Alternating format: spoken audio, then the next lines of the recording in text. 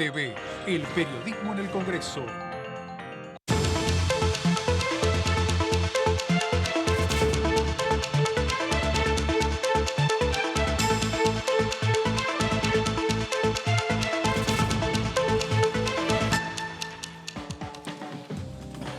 ¿Cómo les va? Muy buenas tardes, 4 en punto. Estamos comenzando el análisis con mis compañeros. Estamos enseguida con Marco Giorgetti, estamos con Laura Serra y en 10 segundos con el primer invitado. Primero Laura Serra, ¿cómo le va? ¿Qué dice Serra? ¿Bien? ¿Qué cuenta? ¿Todo bien, muy Pato? Bien, muy bien, muy bien. Bueno. ¿Hay sesión el próximo 23? ¿Está confirmado eso o no? No sé si el 23, pero sí, están viendo de hacer una sesión. Vos sabés que la cuestión del mundial, los feriados, todo conspira para la tarea legislativa, pero en definitiva todo indicaría, y lo ponemos en potencial, que sobre final de este mes va a haber una sesión. Bueno, Giorgetti, diga, ¿Cómo por va, favor. Pato? Día 23 o 24, por eso mismo que señalaba Laura, el tema de que el día martes hay mundial y algunos diputados del interior piden un poquito más de plazo para llegar a la Ciudad de Buenos Aires. Estamos, bueno.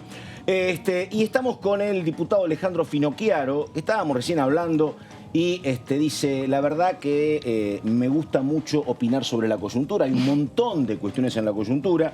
¿Cómo le va, diputado? ¿Qué dice? ¿Cómo te va, Pato? Bien, diputado, la última vez que hablábamos sobre el tema de la posibilidad de hablar o no hablar entre oficialistas y opositores. Justamente hace 3 o 4 días, hubo un encuentro raro de la JP con la JR, planteando un diálogo que no tenían hace 30 años. Pero la última vez que hablamos con Finocchiaro decía, yo creo que hay sectores con los cuales no se puede hablar. Era más o menos así, ¿no? No, ¿O no tanto? A ver. Yo creo que vos en democracia tenés que hablar con todo el mundo y que eso es una democracia normal al estilo Uruguay, por ejemplo, digo, al estilo Chile mismo, digamos, con ahora la emergencia de Boric y todo eso, pero es normal. Yo no dialogo con los que están por afuera del sistema, digo, no tengo nada que hablar con un nazi, por ejemplo, no están afuera del sistema. Nosotros tenemos reglas de juego, nos respetamos, toleramos la opinión del otro, de hecho tiene que ser bien recibida. Y yo creo que las democracias y los sistemas políticos funcionan mucho cuando uno aprende a mirar con los ojos del otro. Cuando uno se sienta en una mesa y aprende a mirar con los ojos del otro, yo lo aprendí mucho negociando. Por ejemplo, yo hice 16 paritarias docentes. Entonces, y he negociado muchas otras cosas. Entonces, bueno, si yo me siento a negociar con vos o con Laura, ¿qué necesitan ellos llevarse de esta mesa? ¿Y cuál es la realidad de ellos? ¿No? ¿Y cuál es la realidad de ellos? Que cobra una canasta ¿Y qué familiar? necesitan llevarse de esta negociación para estar cómodos? Y ellos debieran entender qué necesitamos nosotros. Entonces, ahí se pueden articular, digo, un montón de acuerdos políticos. Pero vos fíjate qué curioso. En Argentina nos acostumbramos a que palabras que son palabras que en cualquier país del mundo son buenas, por ejemplo, pacto, acuerdo, acá son malas palabras, ¿no? Bueno. Y nos acostumbramos a disfrazar la realidad, ¿sí? Como si eso hiciera doler menos cuando la realidad es fea. Recién estaba repasando un proyecto de ley que próximamente se va a tratar, ¿no? ¿Título sobre qué? Mis asesores, sobre conectividad, conectividad. Entonces hablaban de armar un consejo de niños y adolescentes donde debía haber un representante de tal colectivo, de tal tipo de niños sin cuidados parentales. ¿Qué es eso? Un huérfano, me dijeron. ¿Y por qué ponemos huérfano? O la realidad de un huérfano es mejor porque yo edulcoro la forma en la que lo trato. ¿Se entiende lo que digo? Sí, claro. Entonces, acostumbremos a hablar. Sí, le dicen barrio las Villa Miseria, por ejemplo. La Villa Miseria es una Villa Miseria, es una realidad que está mal y que hay que transformarla en otra cosa. ¿En qué? En un barrio. ¿Sí? Entonces, ya hay que trabajar, etcétera. No te cambia la relación el cambio de nombre, decís vos. Pero no, y además las cosas hay que decirlas por su nombre. Mira, una de las peores cosas que tenemos como sociedad, y en esto, es la hipocresía. ¿No? Es la hipocresía. Entonces, nosotros, por ejemplo, los argentinos nos acostumbramos a decir que vivimos en un país pobre. No, pero tenemos los 4 climas, sí, tenemos minerales, tenemos recursos naturales, sí, pero vivimos en un país pobre. Nos cuesta, bueno, lo que nos pasa desgarra. es que vivimos 50 años diciéndonos en el colegio que vivamos en un país rico. Exacto, cuesta, ¿no? pero la realidad, mira, yo soy profesor de Historia de las Ideas y, por supuesto, entre los pensadores doy a Maquiavelo. Una de las cosas por las cuales Maquiavelo es tan impopular es porque dice la verdad. Maquiavelo dice lo que es, claro, sí, no lo que debería ser. Entonces, vos, Pato, yo, nos podemos levantar todas las mañanas pensando que somos George Clooney hasta que nos miramos en el espejo. Vos te tenés poca confianza. Te digo. No, vos te tenés... Diputado, Yo sé que vos te tenés más confianza. Diputado, preguntarle Sí. porque me pareció interesante Sí, el Laura. concepto que recién decía que usted, digamos, está predispuesto obviamente a hablar con todos los sectores, salvo aquellos que se dicen públicamente o se exaltan ser, digamos, agrupaciones o representantes de los antisistemas, ¿no? Yo no dije exactamente eso, pero entiendo hasta dónde querés ir. Sí, bueno, aquellos que definen a la clase política como una casta.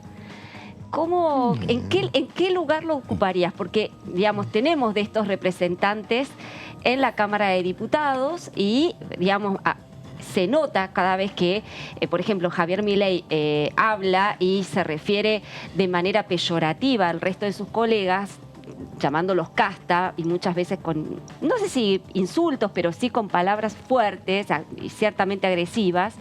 Se nota que hay como un acto reflejo del resto del cuerpo de defenderse y contraatacar.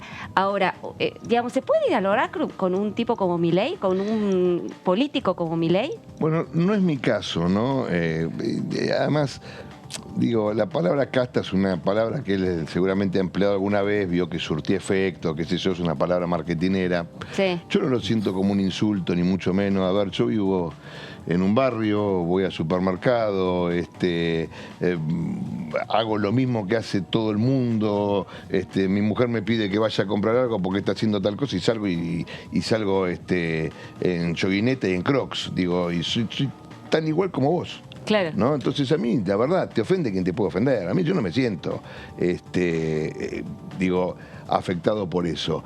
Para mí la cuestión del antisistema es otra cosa. No, estoy de acuerdo, pero más allá del antisistema, ¿se puede hablar con una persona como Javier Milei que hace culto de denostar a la clase política? Yo no he hablado mucho con él, sí, esa es la verdad. La verdad que depende cuáles sean los límites con los que hablemos. Claro. ¿No? Porque, de nuevo, por ejemplo, para mí la democracia lo es todo. Sí, o sea, todo dentro de la democracia vale. Cuando nos vamos de la democracia no vale, ¿sí? Ahora, mira, hay una cosa que podemos remontarnos a 3.000 años atrás en la historia o a 30 o a 40 años atrás en la historia y te puedo nombrar el ejemplo que yo, por ejemplo, Gustavo Vélez, cuando empezó Elisa Carrió y algunos otros experimentos. Todo aquel que constituye un partido político nuevo, ¿qué? Es la nueva política y critica critica la vieja política, ¿sí? Pero ¿qué pasa? Una vez que entras a hacer política, por ejemplo, sos diputado, sos un político. Sí, claro. Entonces, si vos entras a jugar profesionalmente al fútbol, sos un futbolista aunque te quieras percibir como otra cosa. Llegás cuestionando el sistema, pero vos sos parte del sistema, decís. Y sí. Exactamente, claro, lo mismo pasó en Italia con Beppe Grillo, lo mismo pasa con todos esos personajes. A ver, que al final te lleva, es lo mismo. Si vos jugás al fútbol en forma profesional, sos un jugador de fútbol, vos podés decir que sos otra cosa. Si vos sos diputado nacional, vos estás haciendo política y sos parte de la política en la Argentina. Que vos podés decir yo soy diferente, eso lo juzgará la gente y te votará o no te votará. A ver, si ustedes van a la literatura y leen Aristófanes. Aristófanes era un comediante griego del siglo V antes de la era común. ¿Saben qué pensaban los griegos de sus políticos? Bueno, lo mismo que piensa la sociedad de todos nosotros. ¿Sí? Es decir, piensan mal porque los políticos nunca tuvimos buena prensa. Y yo me defino como un político. porque cuando yo tenía 15 años, en 1983, que fue el mágico año del retorno a la democracia, digo porque a lo mejor los que son más chicos no entienden la magia que tuvo ese año. Fue un año increíble, con la gente movilizada en las calles, contenta, alegre, feliz, ¿sí? Abrazándose. Totalmente. ¿No? De los que pensaban porque de una además, manera. no solo que se terminó la dictadura, veníamos de la guerra de Malvinas. Era una cuestión tremenda. Veníamos de la guerra de Malvinas, veníamos de la AAA, de los montoneros, veníamos de años de violencia. Sí. Y la democracia fue mágica. Sí. Y yo dije, yo quiero servir, yo quiero ser parte de esto. Sí. Quiero ser parte de una generación diferente que piense otro país. Bueno, ¿sí? surge una generación política que todavía está, pero es un crecimiento notable. Por supuesto, Salvo tengo uno una o dos profesión. del primer gabinete de Alfonsín, el resto eran todos jóvenes. ¿Y qué le pregunto, para seguir esta línea de pensamiento, qué se hace contra esa mala prensa? Porque a veces parece que ese tipo de discursos que uno siente que tienen mucho caudal o que tienen repercusión, limita algunas decisiones desde la política. Es decir, las interfiere. Sí, a ver, lo que pasa es que eso pasó siempre. Eso pasó siempre. Claramente, no te gusta, pero yo creo que vos tenés que vivir y dar el ejemplo. Mirá,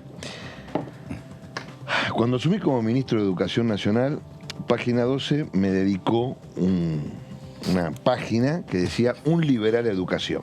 Entonces, hacían un raconto de mi vida, diciendo todo lo que fui e hice en mi vida, con todas cosas que para la línea editorial del diario son atroces. ¿Saben dónde lo sacaron?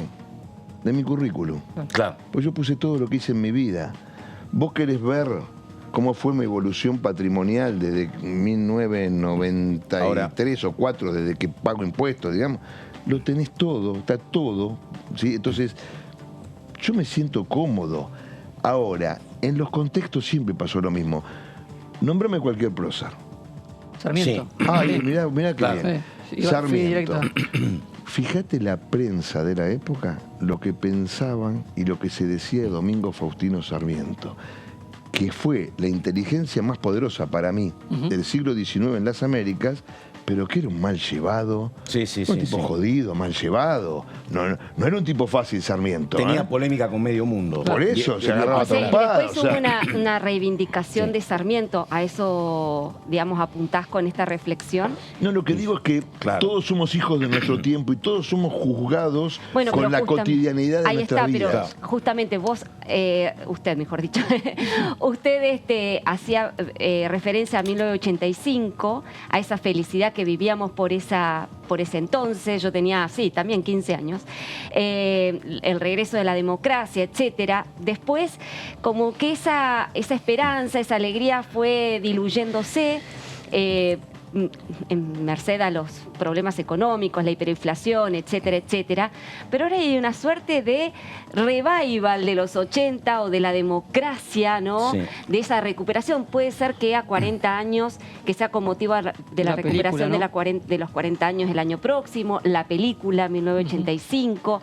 Digo, puede haber como una suerte de reivindicación en esta época de aquella generación de los 80, de la recuperación de la democracia en cierto modo, pese paradójicamente a que hoy estamos viviendo en economía estamos cerca de o que estamos viviendo también una crisis de la dirigencia política en general.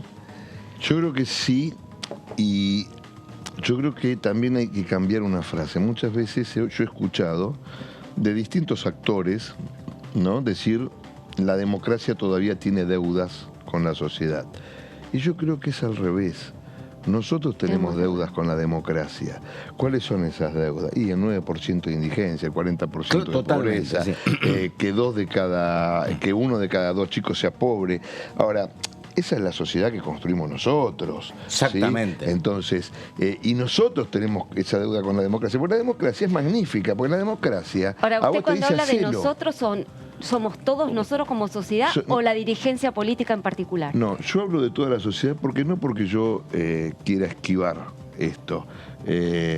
Porque la dirigencia en un país, política, sindical, eclesiástica, empresarial, surge del seno de la misma sociedad. Claro. ¿No? Es como dice Alejandro Borenstein en Clarín, dice, no es que trajimos húngaros para que nos gobiernen. ¿Sí? No, a ver, Alfonsín, Carlos Menem, de la Rúa, Eduardo Duhalde, Néstor Kirchner, Cristina, Macri, Alberto Fernández, fueron nuestros vecinos, nuestros conocidos, nuestros compañeros de club, nuestros compañeros de escuela, digo, o sea, en alguna medida, digo, es el promedio de esta sociedad. Sí. ¿No? Entonces, cuando vos tenés dirigentes de talla es porque la sociedad ha evolucionado más. Sí, pero me parece, bueno, y me parece que también hay una cuota de responsabilidad en la dirigencia, en no buscar acuerdos, en no sostener, acá hay una cuestión de que uno es el modelo menemista, viene el siguiente y rompe con el modelo menemista, uno es el modelo kirchnerista, otro es el macrista, no ha habido alguna unidad de criterio, Alejandro, me parece. Sí, es así. Y yo creo que vos podés encontrar básicamente reglas de juego y delimitar esa cancha y esas reglas de juego, y creo que puede haber acuerdo en todo excepto en las diferencias morales, ¿sí? Porque ahí no hay acuerdo posible y ahí esas diferencias de índole moral las define la sociedad con su voto, no la define la política. La política puede decir, che, a ver, ¿cómo vamos a encarar la relación con Venezuela? Bueno, miren, queremos ser amigos, no, queremos ser enemigos. No, vamos a hacer una cosa. Con Venezuela lo que tenemos que hacer es hablar con otros países de la región, crear un consejo, pedirle que respeten mínimamente los derechos humanos, que conduzcan un proceso. Bueno, se puede. El Estado tiene que tener más injerencia en la economía, menos, yo creo que menos, vos querés que más. Sí. Mirá, bueno, ahora, cuando las diferencias tienen que ver o son de índole moral, eso básicamente no lo dirime la dirigencia política. Eso lo dirime la sociedad en las urnas. Eso pasa muy pocas veces en la vida de una sociedad. Ahora lo dirimimos con el voto en las sociedades democráticas occidentales. Antes...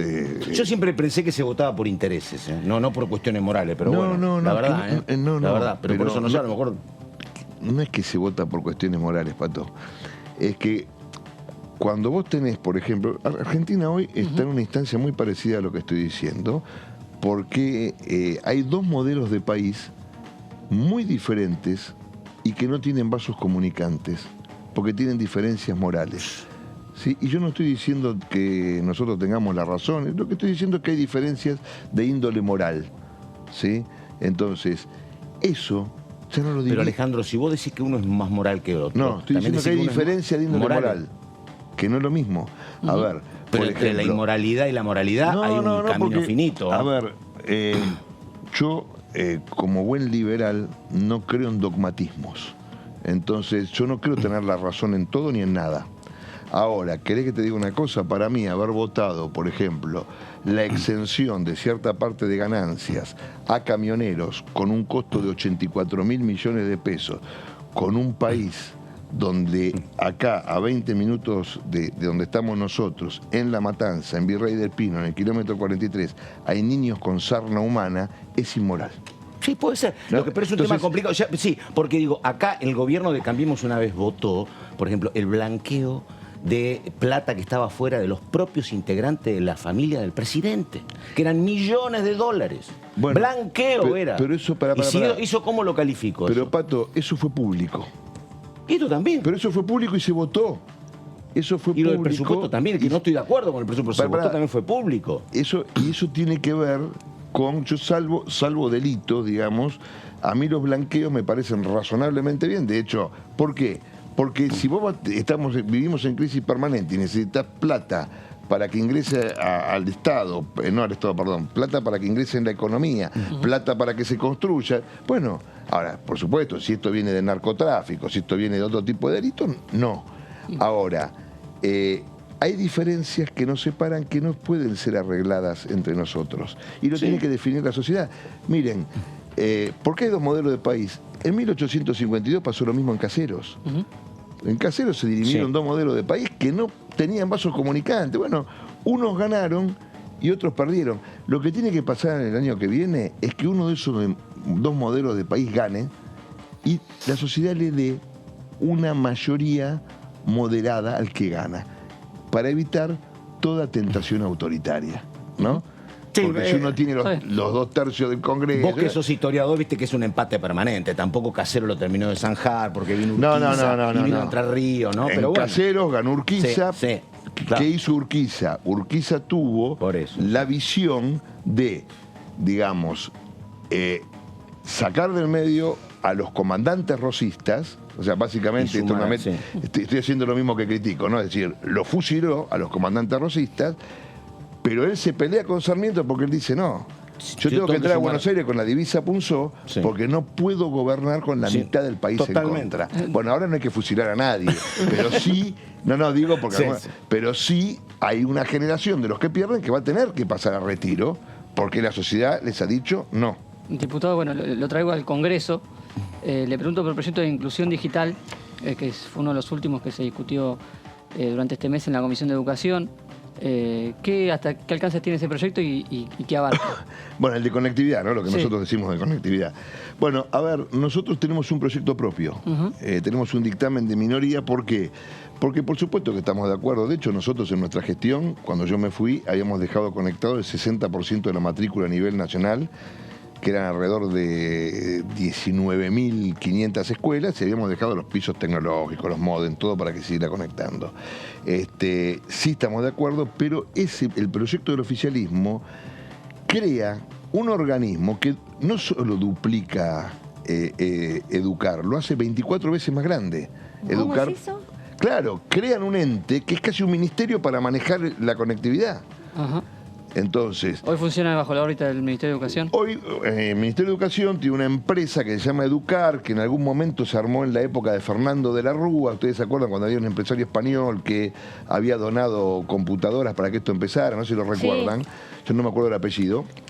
Con la gestión de la Rúa, decís vos. Sí, ya me voy a acordar, un argentino nacionalizado. Exactamente eso. Bueno, y Educar hoy es la que se encarga de gestionar todo lo digital, de hacer las compras, etcétera, que también tendríamos que ver si tiene que existir o no, ¿no? Pero en su momento era como que tenía un proceso de contratación más ágil, etcétera.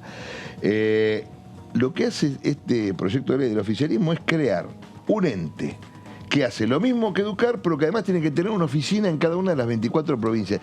Es tremendo. Pero están creando ministerio. Entonces, yo entiendo que un oficialismo que está en retirada, que no se tiene fe para el año que viene, esté tratando de crear todo tipo de organismos para agarrarse de ahí, ¿sí? Y ver cómo subsisten cuando sean oposición. Y yo lo que les dije en la comisión, pero ténganse un poco de fe, capaz que no pierden ustedes. Y si fuese así, ¿cómo van a sostener este monstruo? Porque ustedes siguen creando organismos que tienen que pagarlos alguien es la gente, y el Estado no tiene bolsillo de payaso. Bastante tenemos con los 15.000 millones de pesos que Rosario Lufrano ha perdido este año para que ella se sienta un ratito Manieto, Haddad. Martín Barsaski. Perdón. Aerolíneas va a tener un déficit operativo de 900 millones de dólares. ¿Y saben qué? A mí, la verdad, no me llena de orgullo tener una línea de bandera. Me llena de vergüenza tener un chiquito con sarna acá a 20 minutos. ¿Sí? Entonces, si Argentina no tiene que tener línea de bandera, política de cielos abiertos, que vuelen todo lo que quieran. Volviendo al tema de la conectividad, que me pareció súper interesante este proyecto de ley.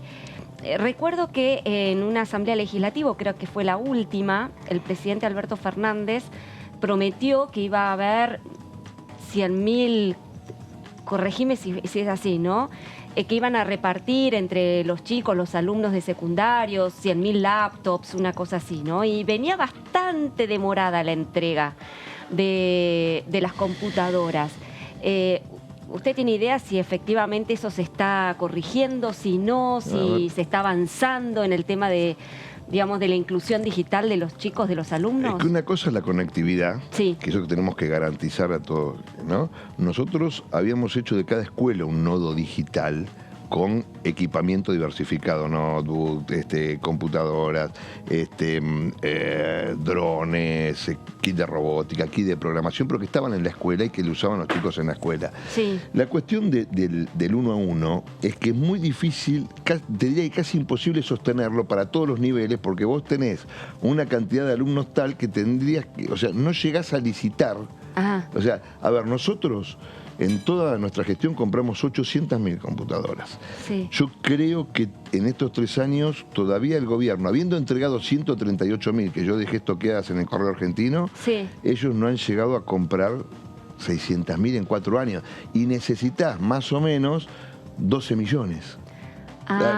Piensen eso nada más. Claro. Y piensen eso en dispositivos que además se vuelven... Tiene una caducidad. Se ponen, claro, obsoletos Aún rápidamente. si vos lo cuidaras mucho, si no se te cayera, 5 años. si tu papá no te lo saca para otra cosa, si tu hermano no se lo llevó, ¿no?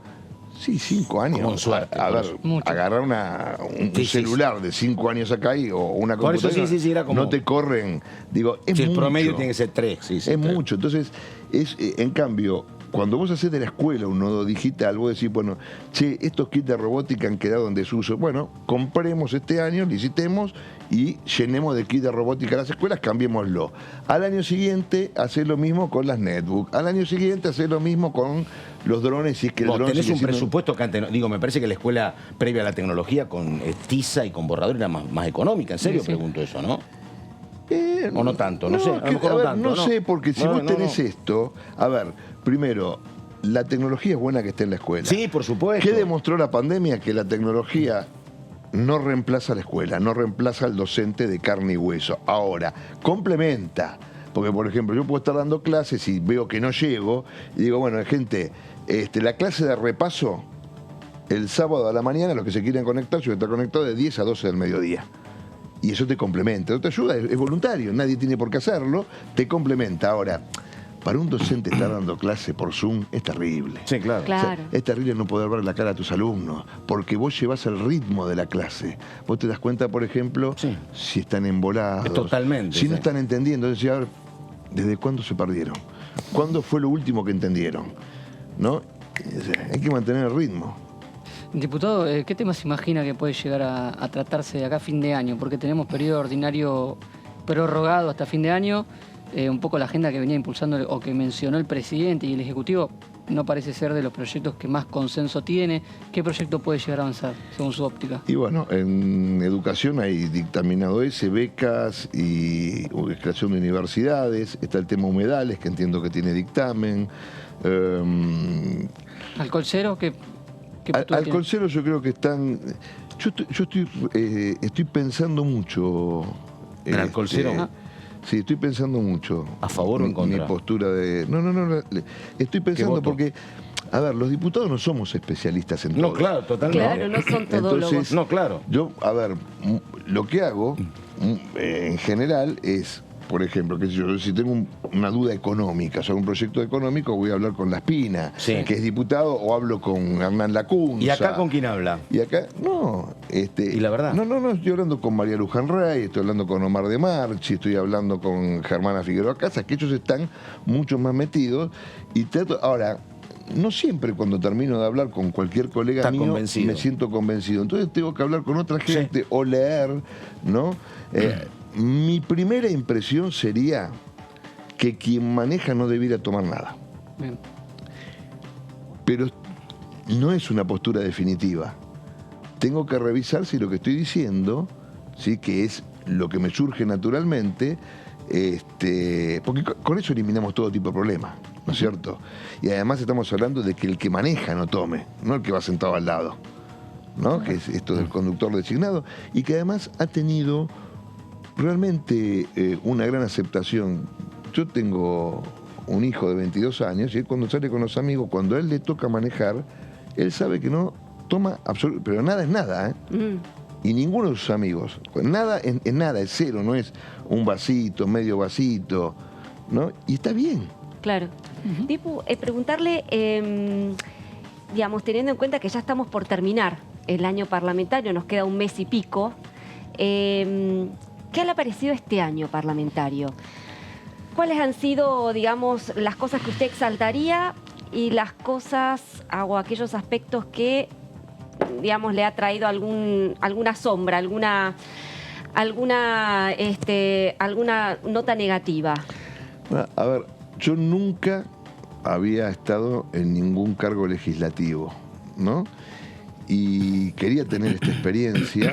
A mí me gusta mucho la lógica de pensar que uno puede trabajar para que la gente esté mejor y he aprendido mucho, porque también cuando uno está en el Ejecutivo tiene que aprender cuáles son las limitaciones del Congreso. Sácame la ley, sáqueme. Y vos tenés que, no, pero mira, estamos negociando.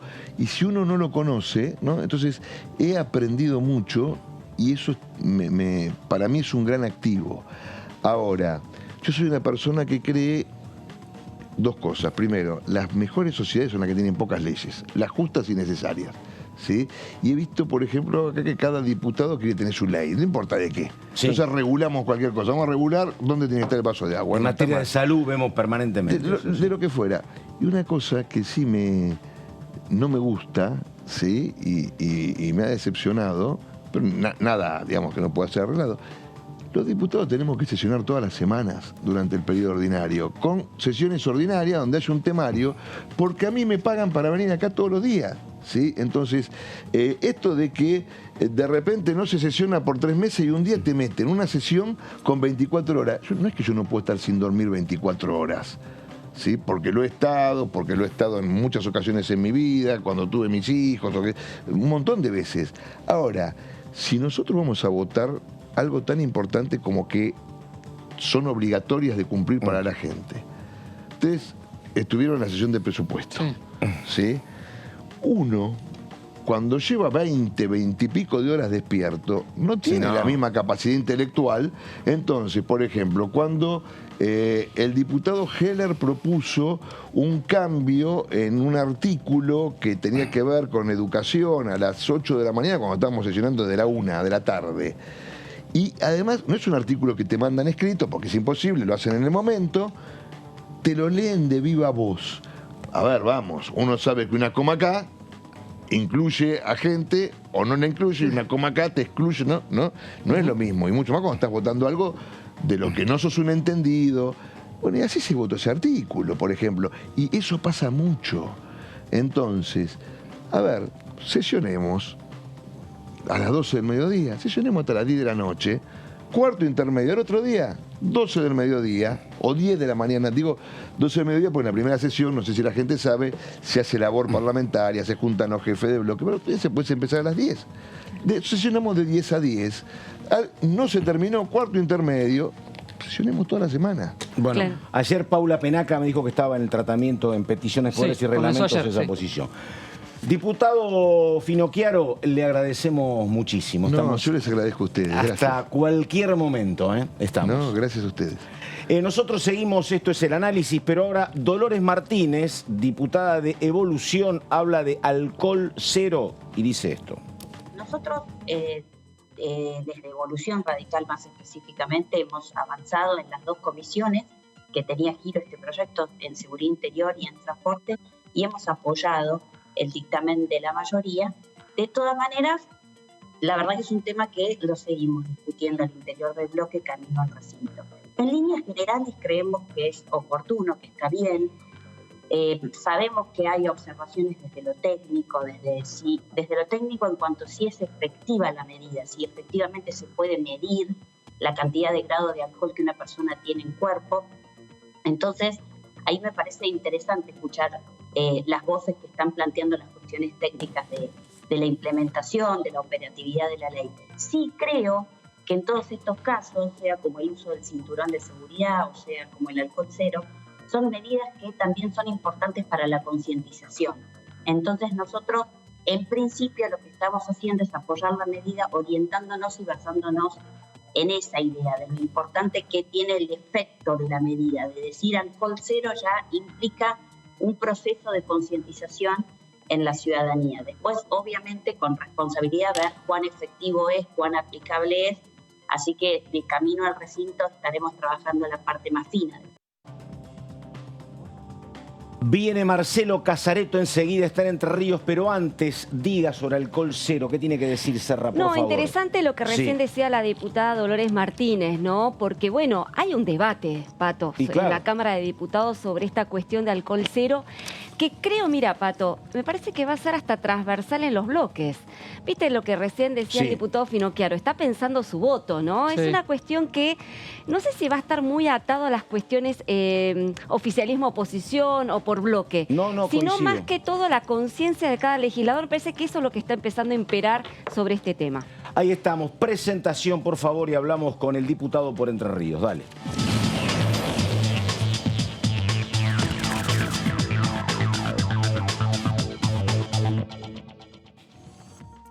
Ahí está el diputado Marcelo Casareto. ¿Cómo le va, diputado? ¿Qué dice? Muy buenas tardes. ¿Qué tal? Un gran saludo para ustedes acá desde Paraná. Muy bien. ¿Cómo está el calor allá en Paraná? A ver, cuéntenos, diputado Casareto. Hace mucho calor, 30 grados. Ah, bueno. No vengo a entrenar básquet. Así que imagínate entrenando básquet con 30 grados, transpiramos bastante. Bueno, viene bien para bajar de peso, ¿no? ¿O no? Seguro. Diputado, primera consulta. ¿Hay posibilidad, hay anuncio oficial cuándo habría en torno a sesionar la semana que viene? ¿Y tiene alguna idea aproximada de temario? Usted es un hombre que interactúa mucho con Heller, con Germán Martínez. ¿Qué puede decir, diputado? Bueno, normalmente las definiciones de la agenda se hacen los días viernes. Sí. Así que seguramente mañana va a ser la convocatoria a las comisiones y eventualmente a sesión. Por lo que yo sé, la idea es que haya comisiones y la idea es que haya sesión la semana que viene. Así que estamos a la expectativa de lo que ocurra mañana. Muy bien. Diputado, ¿cómo le va? Marco Giorgetti lo saluda. Venimos a hablar con el diputado Finocchiaro, escuchamos a Dolores Martínez, recién Laura comentaba que el tema alcohol cero, que puede ser uno de los temas de una posible próxima sesión, empieza a jugarse de manera transversal en los distintos bloques y no tanto oficialismo y oposición. ¿Usted qué postura tiene particularmente con este tema? Estoy de acuerdo.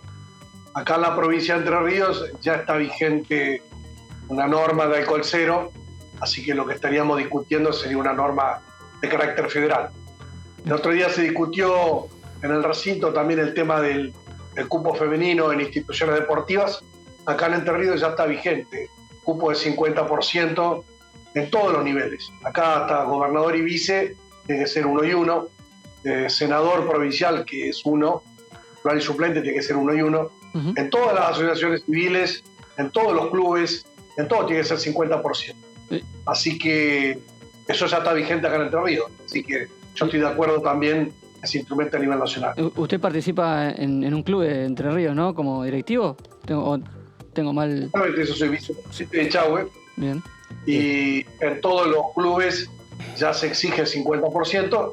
Persona jurídica, al momento de habilitar una nueva comisión directiva, controla eso.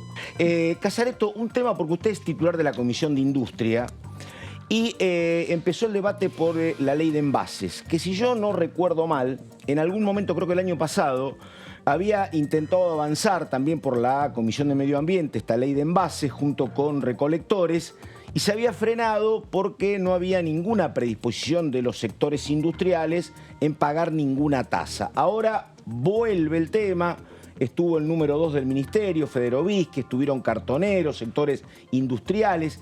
Digo, no desde el punto de vista medio ambiente, desde el punto de vista industrial. ¿Usted tiene opinión? ¿Cree que puede haber ley de envase? ¿Qué dice Casareto? Yo creo que todas las actividades productivas tienen que hacerse en un contexto de cuidado del medio ambiente. O sea, vos no podés producir envases descartables, PET, y largarlos al mercado, dejarlos tirados y desentenderte del problema. O que vaya una intendencia o que vayan los movimientos sociales después a buscar la basura de lo que vos generaste a partir de una renta que tenés por esa actividad.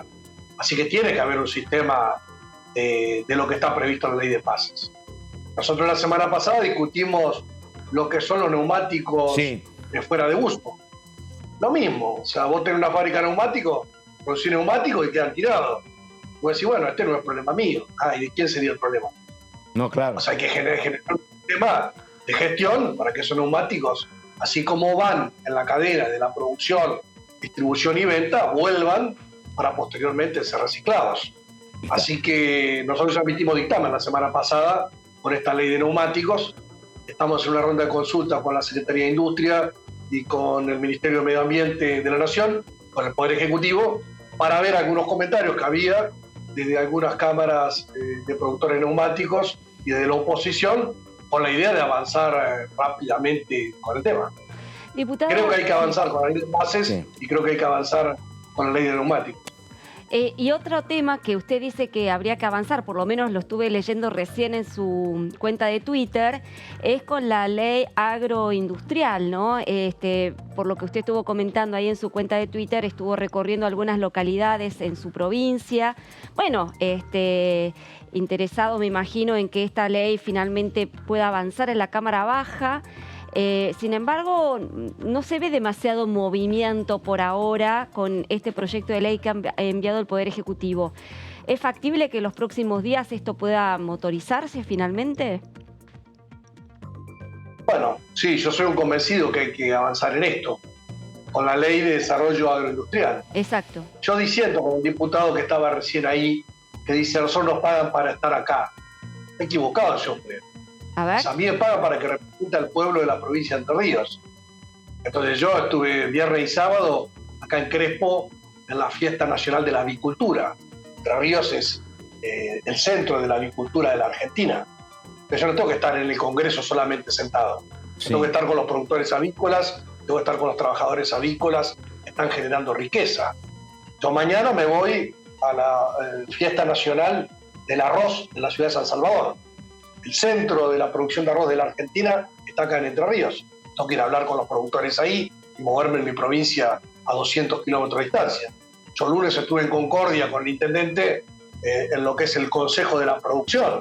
Entonces me tuve que mover 260 kilómetros de ida y otro tanto de vuelta para hablar con el Centro Comercial de Concordia, la Asociación para el Desarrollo de Concordia, con los sindicatos de trabajadores de Concordia. Eso es la función de un diputado nacional. Es estar en contacto con tu provincia o con el pueblo de tu provincia, con los productores y los trabajadores y llevar las inquietudes al Congreso. Ahora, si yo voy y me siento en Buenos Aires, me transformo en un porteño. Yo soy entrerriano y tengo que ir a llevar los temas allá. Así que de ahí, de esta charla, Laura, sí, la demanda que yo tengo es de que se sancione la ley agrobioindustrial. Es una ley que es la ley más federal que existe, porque la economía argentina tiene una base de desarrollo agrícola, agropecuario, agroindustrial, agrobioindustrial, como lo quieras llamar. Nosotros, cuando estuvimos en la presentación a fin del año pasado, estuvo el presidente de la Nación, estuvo la vicepresidenta de la Nación, en uno de los pocos actos en los cuales presentaron una ley en conjunto. Sí. Eso está en el Congreso, lo hemos discutido con la oposición, lo hemos trabajado con el Ejecutivo, con el Ministerio de Economía, con la Secretaría de Agricultura, con la Secretaría de Industria. Te diría que estamos prácticamente avanzados para poder tratarla en breve. Así que yo le estoy pidiendo al Ejecutivo y a mi bloque la posibilidad de que esto se trate rápidamente. Ya tenemos punteado distintos temas que han sido consensuados, que se han avanzado, que si quieren les desarrollo un poquito cuáles serían los... Para repasar, justamente, le iba a preguntar justamente, hacer un breve repaso de qué se trata el proyecto de ley para aquellos que no lo conocen. Sí. Por eso, por un lado, le llamaríamos régimen de fomento al desarrollo agroindustrial, federal, inclusivo, sustentable y exportador. Básicamente lo que buscamos es generar inversión en el sector agroindustrial, que genere empleo, que genere actividad económica y que genere exportaciones. Por lo tanto, la idea es que tenga una vigencia por 10 años, este régimen de promoción, con la posibilidad de que sea ampliado posteriormente al vencimiento del plazo. La idea era desburocratizar el sistema, así que avanzamos en la creación de una ventanilla única para todos los trámites, una ventanilla digital de adhesión para evitar más trámites y formularios, que haya una actividad incremental que genere más ventas, más producción física, más exportaciones, más personal ocupado y también que genere más inversiones. El beneficio sería la amortización acelerada de las inversiones en bienes de capital, amortización acelerada del impuesto a las ganancias en 2 periodos. Eso es algo que consensuamos con el sector. Una norma particular en cuanto al régimen de evaluación de la hacienda para la ganadería. También en la disposición de los saldos técnicos de IVA que se van acumulando por las inversiones en bienes de uso, que se devuelvan en un máximo de 3 años. Un sistema de crédito fiscal para todo lo que es la inversión en tecnología agropecuaria y agroindustrial, en lo que hace utilización de semillas fiscalizadas, insumos y demás, con un cupo anual que estableceríamos en el 0,15% de las exportaciones del sector. La promoción del empleo, promoviendo con una baja de aportes patronales por todos los empleos adicionales que se generen en el sector, y un estímulo a la exportación, aliviándole todos los gastos de las primeras 3 operaciones de exportación para aquel que exporta y que obtiene la posibilidad de llegar al mundo con nuevos mercados. Diputado, así que estamos para avanzar. Sí, 2 preguntas, perdóneme, 2 en una. Digo, primero, ¿hay un costo fiscal importante para el Estado por esto, por las ventajas que hay en materia impositiva para el sector? Eso por un lado. Y lo otro, cuando uno ha hablado con la oposición, básicamente con la gente del PRO, lo que te dicen, mirá, nosotros no nos negamos a apoyar este proyecto de agrobioindustria, pero nosotros atendemos a los productores y el único cambio sustantivo para los productores es baja de retenciones. Cuando haya baja de retenciones, nosotros apoyamos agrobioindustria. ¿Se ha planteado en el ámbito del debate en comisión esta cuestión así o no se ha planteado de esta manera? Mira, esto no tiene costo fiscal en la medida que estamos hablando de inversiones adicionales y de actividad económica adicional. O sea, si no hay inversiones y no hay actividad, claro, no hay cobro de impuestos. Lo que estamos haciendo es estimulando que para toda la inversión adicional tenga un beneficio. Que en lugar de que el productor o el industrial se compre dólares o lo saque del país o lo guarde en una caja de seguridad, lo invierta en la actividad económica. Y esto es lo que le va a dar la posibilidad de llegar a 200 millones de toneladas en una perspectiva de acá a 6-7 años en la República Argentina. Desde el punto de vista de lo que son las retenciones, no se tocan, porque bajar hoy una carga impositiva sin sustituirla es imposible. Así que eso quedaría fuera de esta ley. El asunto es, si nosotros hemos sacado leyes de promoción económica, por ejemplo, sacamos la ley automotriz, y eso genera inversión automotriz, y el sector está creciendo. Sacamos la ley de biotecnología y de nanotecnología, y el sector está creciendo. Ahora, esas actividades impactan en algunas provincias. Esta ley agroindustrial impacta prácticamente todas las provincias. O sea, acá yo tengo 60 entidades que integran el Consejo Agroindustrial que están de acuerdo. Los sectores de trigo, de maíz, de soja, por hablar de granos, los sectores de la carne, los sectores del algodón, del arroz, de la avicultura, de los porcinos, bueno, todo lo que hace a la cadena productiva agroindustrial, que era, que te digo, de la base económica de mi provincia de Entre Ríos, o de Santa Fe, o de Córdoba, o de Buenos Aires, o de la mayoría de las provincias argentinas. Diputado, aprovechando que estuvo recorriendo zonas productivas de su provincia, se habla mucho, o llega información aquí a la ciudad de Buenos Aires, de un año que viene complicado para el campo por una cuestión climática, de sequía, y que ya está atravesando algún sector problemas de este tipo. ¿Le acerca algún tipo de reclamo particular atendiendo esta situación o todavía no hay impacto? Mira, lo que se ve es un impacto de un crecimiento económico muy importante. En todas estas lugares hay están de discusión, de empresas, de industrias que invierten, que están creciendo, todas tienen exportación. Además, si vos hablás con cada productor, con cada industrial, lo que te está pidiendo son más dólares porque quiere traer un equipo más, un bien de capital más o insumos productivos más. O sea, nadie está recortando el nivel de actividad, al contrario. Lo que vos ves en los números del INDEC, que la Argentina creció el año pasado, crece este año y va a crecer el año que viene, es lo que ves en cada pueblo de Entre Ríos. Ahora, por ahí, cuando vos vas desde el punto de vista político, tal vez los que mejor le va y más renta acumulan son los que más reclamos tienen. Porque es lo que te decía, cuanto más creces, más dólares necesitas y más demanda tenés hacia el Estado. Pero en definitiva, la Argentina está creciendo y se está viendo eso en cada pueblo de nuestra provincia. No, la pregunta, me parece de Marcos. Sí. No, la pregunta me parece que a la que apuntaba Marcos, que yo justamente también tenía cierta curiosidad al respecto, era si el tema de la sequía hoy está afectando a los cultivos, digamos, ahora se viene todo lo que es la siembra de soja, se estaba esperando con muchas ansias las lluvias y todo demás. Queríamos saber cómo viene la cuestión de la lluvia en su provincia, si puede haber algún problema. Había problemas, una insuficiencia hídrica en varias provincias de la Argentina. Acá llovió bastante el fin de semana. Bien. Así que en un momento apropiado para el trigo. Pero de cualquier manera hace falta más todavía. Y se puede... Pero, digamos, yo creo que si se mantiene una cantidad de precipitaciones razonable, no habría problemas profundos. Bien. Marcelo, consulta. ¿Tiene un balance o espera lo que va a pasar la semana que viene y la última? ¿Tiene un balance del año legislativo, Casareto? ¿Qué cree que fue lo mejor y cuál es la deuda pendiente? ¿En lo personal o como bloque? A ver. Yo creo que el balance lo tendríamos que hacer el 31 de diciembre. Está. Como hacen las empresas. ¿Por qué? Porque se prorrogó el periodo ordinario. O sea, hay cosas que se aprobaron, se trataron, y hay cosas que están pendientes de tratar. La semana que viene, si tenemos sesión, sacaremos algunas. De acuerdo a lo que nos han dicho del bloque, va a haber varias sesiones de acá hasta fin de año. ¿Cree que van a pasar cosas? Sí, van a pasar cosas, están pasando cosas. Y creo que ha sido una producción importante en la medida que nosotros como gobierno no tenemos mayoría.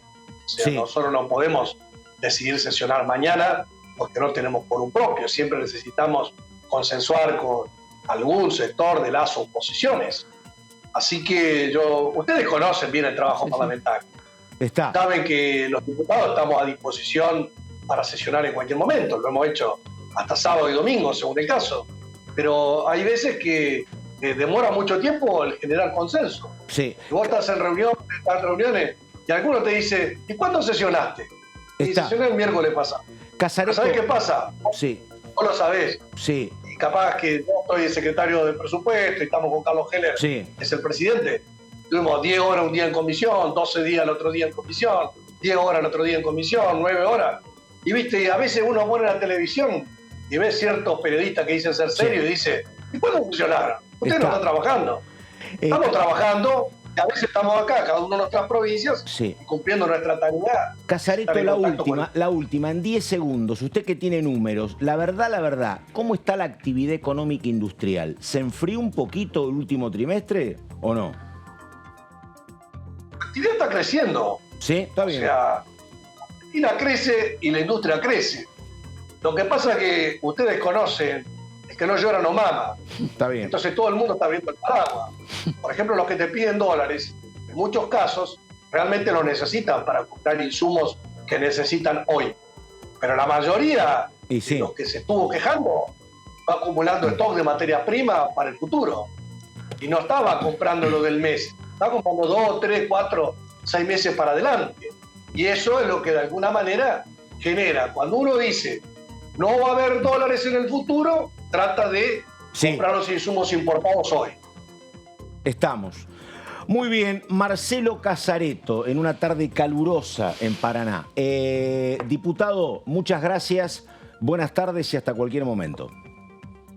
Bueno, me voy ahora en un rato a Viale, que es la fiesta del asado con cuero. Ahí está. Esta noche yo pensé que era vegetariano. Te juro, en Entre Ríos las fiestas nacionales...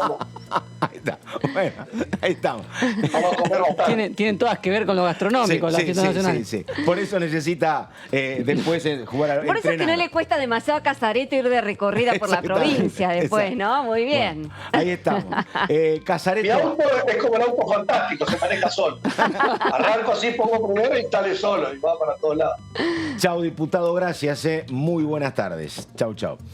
Bueno, tenemos que ir al corte, pero antes, a ver, acompáñenme con la síntesis. Sí. Él dice que va a seguir pujando por agroindustria, me parece, ¿no? Me parece que va a ser uno de los temas, Pato, que vamos a tener para fin de año. Indudablemente va a ser uno de los intentos que va a hacer el oficialismo para, bueno, exhibir una media sanción antes del 31 de diciembre de este año. También me han comentado que van a pechar, van a insistir con la ley de compra argentino, el proyecto de ley de compra argentino, que es una iniciativa que la oposición ha resistido y que por eso estuvo frenada bastantes meses aquí en la Cámara Baja. La que me parece que no va a avanzar demasiado es la de la moratoria previsional. Aquella que... Coincido con usted plenamente. Que me parece que, pese a que algunos legisladores del Frente de Todos la están impulsando, desde el gobierno están viendo que va a ser muy difícil financiarla. Así que me parece que ese proyecto de ley no viene con tanto ímpetu. Coincido plenamente porque, bueno, tiene que ver con los números y la situación del fisco. Y el trinomio del Ejecutivo, que era compra argentino, agrobioindustria y renta inesperada, que es el proyecto que estuvo reclamando Alberto Fernández antes de irse a la cumbre del G20 en declaraciones públicas. Ese está claramente frío, lo hemos contado desde que llegó aquí a la Cámara de Diputados. Ahí estamos. Bueno, faltan apenas minutos para las 5 de la tarde. Esto es el análisis. Estamos con Marco Giorgetti, estamos con Laura Serra. Ya venimos.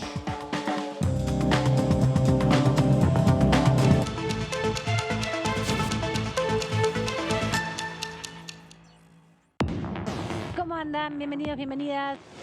Básicamente es lograr incomodar mínimamente, restringir algunas actividades a los deudores alimentarios para que cumplan con una obligación central, básicamente un derecho humano, no es que no estamos hablando de intimidades, no es baladí. La ley de agroindustria, eso es un fomento para la inversión, me parece que es importante. Por supuesto, tiene que ver con el sector, pero todo lo que esté orientado a lograr inversión hoy en la Argentina es obviamente una respuesta positiva a la situación económica que tenemos. Nosotros, justamente, cuanto más inversión haya en Argentina, bueno, con más facilidad vamos a poder resolver el tema de la falta de trabajo. DTV, tercera edición, de lunes a viernes. Mi nombre es Alexis, tengo 34 años y soy arqueólogo. Mi profesión y el montañismo me apasionan. Descubrir nuevos lugares e investigar son mi forma de vivir. Estudio el territorio y los movimientos históricos de la población en Puna y Valle del noroeste argentino. Me dedico de lleno a hacer lo que más me gusta, que lo que quiera hacer incluya la ciencia.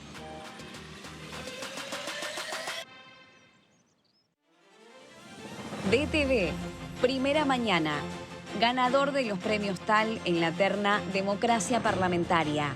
Gracias por premiarnos como el mejor noticiero de la región en esta categoría.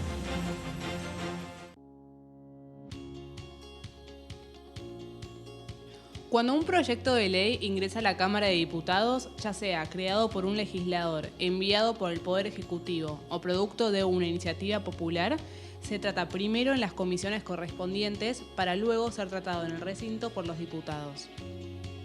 Las comisiones son el ámbito de análisis y debate sobre los proyectos de ley conformadas por legisladores de distintos bloques.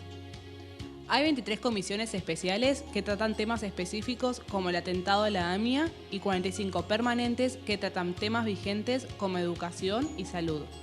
Un diputado puede formar parte de varias comisiones. Cada comisión se compone de un presidente, un vicepresidente y de 3 a 5 secretarios. La duración de los miembros de las comisiones permanentes y especiales es de 2 años. Para que la comisión funcione debe tener quórum, es decir, un mínimo de 15 y un máximo de 31 a 49 diputados. Las autoridades son elegidas por los propios integrantes de las comisiones, que a su vez son elegidos bajo consenso por sus propios bloques.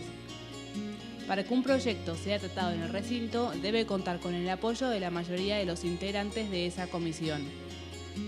Al finalizar una reunión de comisión, se dictamina sobre la pertinencia de tratar el proyecto en el recinto. El dictamen propone una resolución o decisión sobre una o varias iniciativas o proposiciones.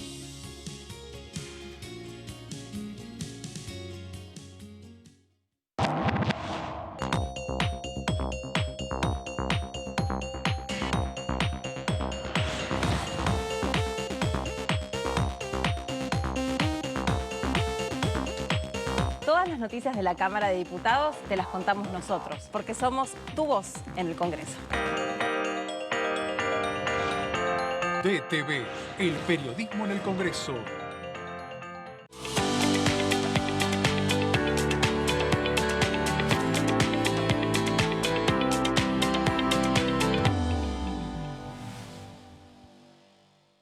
Vacuna antigripal anual 2022. Si formás parte de los grupos de riesgo, personas de 65 años o más, personal de salud, embarazadas y puérperas, niñas y niños de 6 a 24 meses, personas de 2 a 64 años con inmunocompromiso o enfermedades crónicas, respiratorias, cardíacas, diabetes, es fundamental que recibas ahora esta vacuna para prevenir las formas graves de gripe. La aplicación es gratuita en todo el país. Y recordá que podés dártela junto a cualquier otra vacuna. Vacúnate. Es bueno para vos. Es bueno para todas y todos. Infórmate más en argentina.gov.ar/vacunas. Argentina te cuida. Ministerio de Salud. Argentina Presidencia.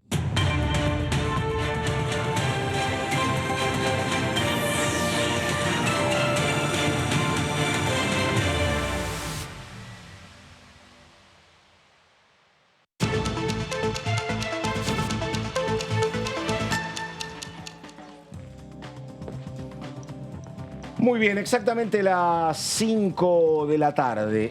Estoy viendo que se va a ocupar el señor Marco Giorgetti en un ratito del reconocimiento histórico a los soldados con criptos continentales. Esto es una viejísima pelea que me parece, te voy a preguntar, me parece que se entronca en lo que también planteaba Laura cuando hablábamos de alguna moratoria previsional, porque son momentos, lo ha planteado Gabriel Rubinstein, el viceministro de Economía, momentos difíciles donde no hay margen no hay margen exactamente para mayores erogaciones fiscales, y esto, si hay un reconocimiento para los soldados que pelearon en el continente, aunque sea poca, es plata. Sí, pero por eso no sé por dónde va. A ver, vamos a contarlo ahora en breve. Comenzó el tratamiento en las comisiones, en Comisión de Defensa. No hay un proyecto puntual, pero comenzó de manera informativa con algunas exposiciones el día martes a tratarse el tema. Bueno, a ver, justamente un veterano de Malvinas, como es el diputado Leiva, decía lo siguiente. Selva, es Selva, perdón, pensé que era el diputado Leiva. Selva, hombre de Mercedes, Frente de Todos, dale. Soy en este caso un subsidiario del proyecto original que lo presentara José Luis Ramón, posteriormente Luis Contigiani, y en ambos casos hemos adherido al proyecto, porque el punto de partida que uno se tiene que reflexionar, como algunas de las cosas que se han dado acá, que a veces el tema de buscar justicia cuando se dilatan el tiempo, las cosas no se distorsionan, los hechos no quedan estancos, hay todo un camino recorrido. Y en este caso concreto, este año, la Argentina y todos los que tenemos una clara defensa de lo nacional, hemos conmemorado una fecha, la gesta, los 40 años. Pero en ese camino hay una deuda pendiente, que es el reconocimiento. El reconocimiento a los veteranos que actuaron en forma directa sobre el conflicto de Malvinas, de una forma concreta, subordinado a las órdenes que impartían sus superiores. Pero también es cierto que en el conflicto bélico quedaron definidas las áreas estratégicas dentro del marco de los acuerdos internacionales, donde se establecía como zona de conflicto particularmente. Y la palabra es el teatro de operaciones del Atlántico Sur.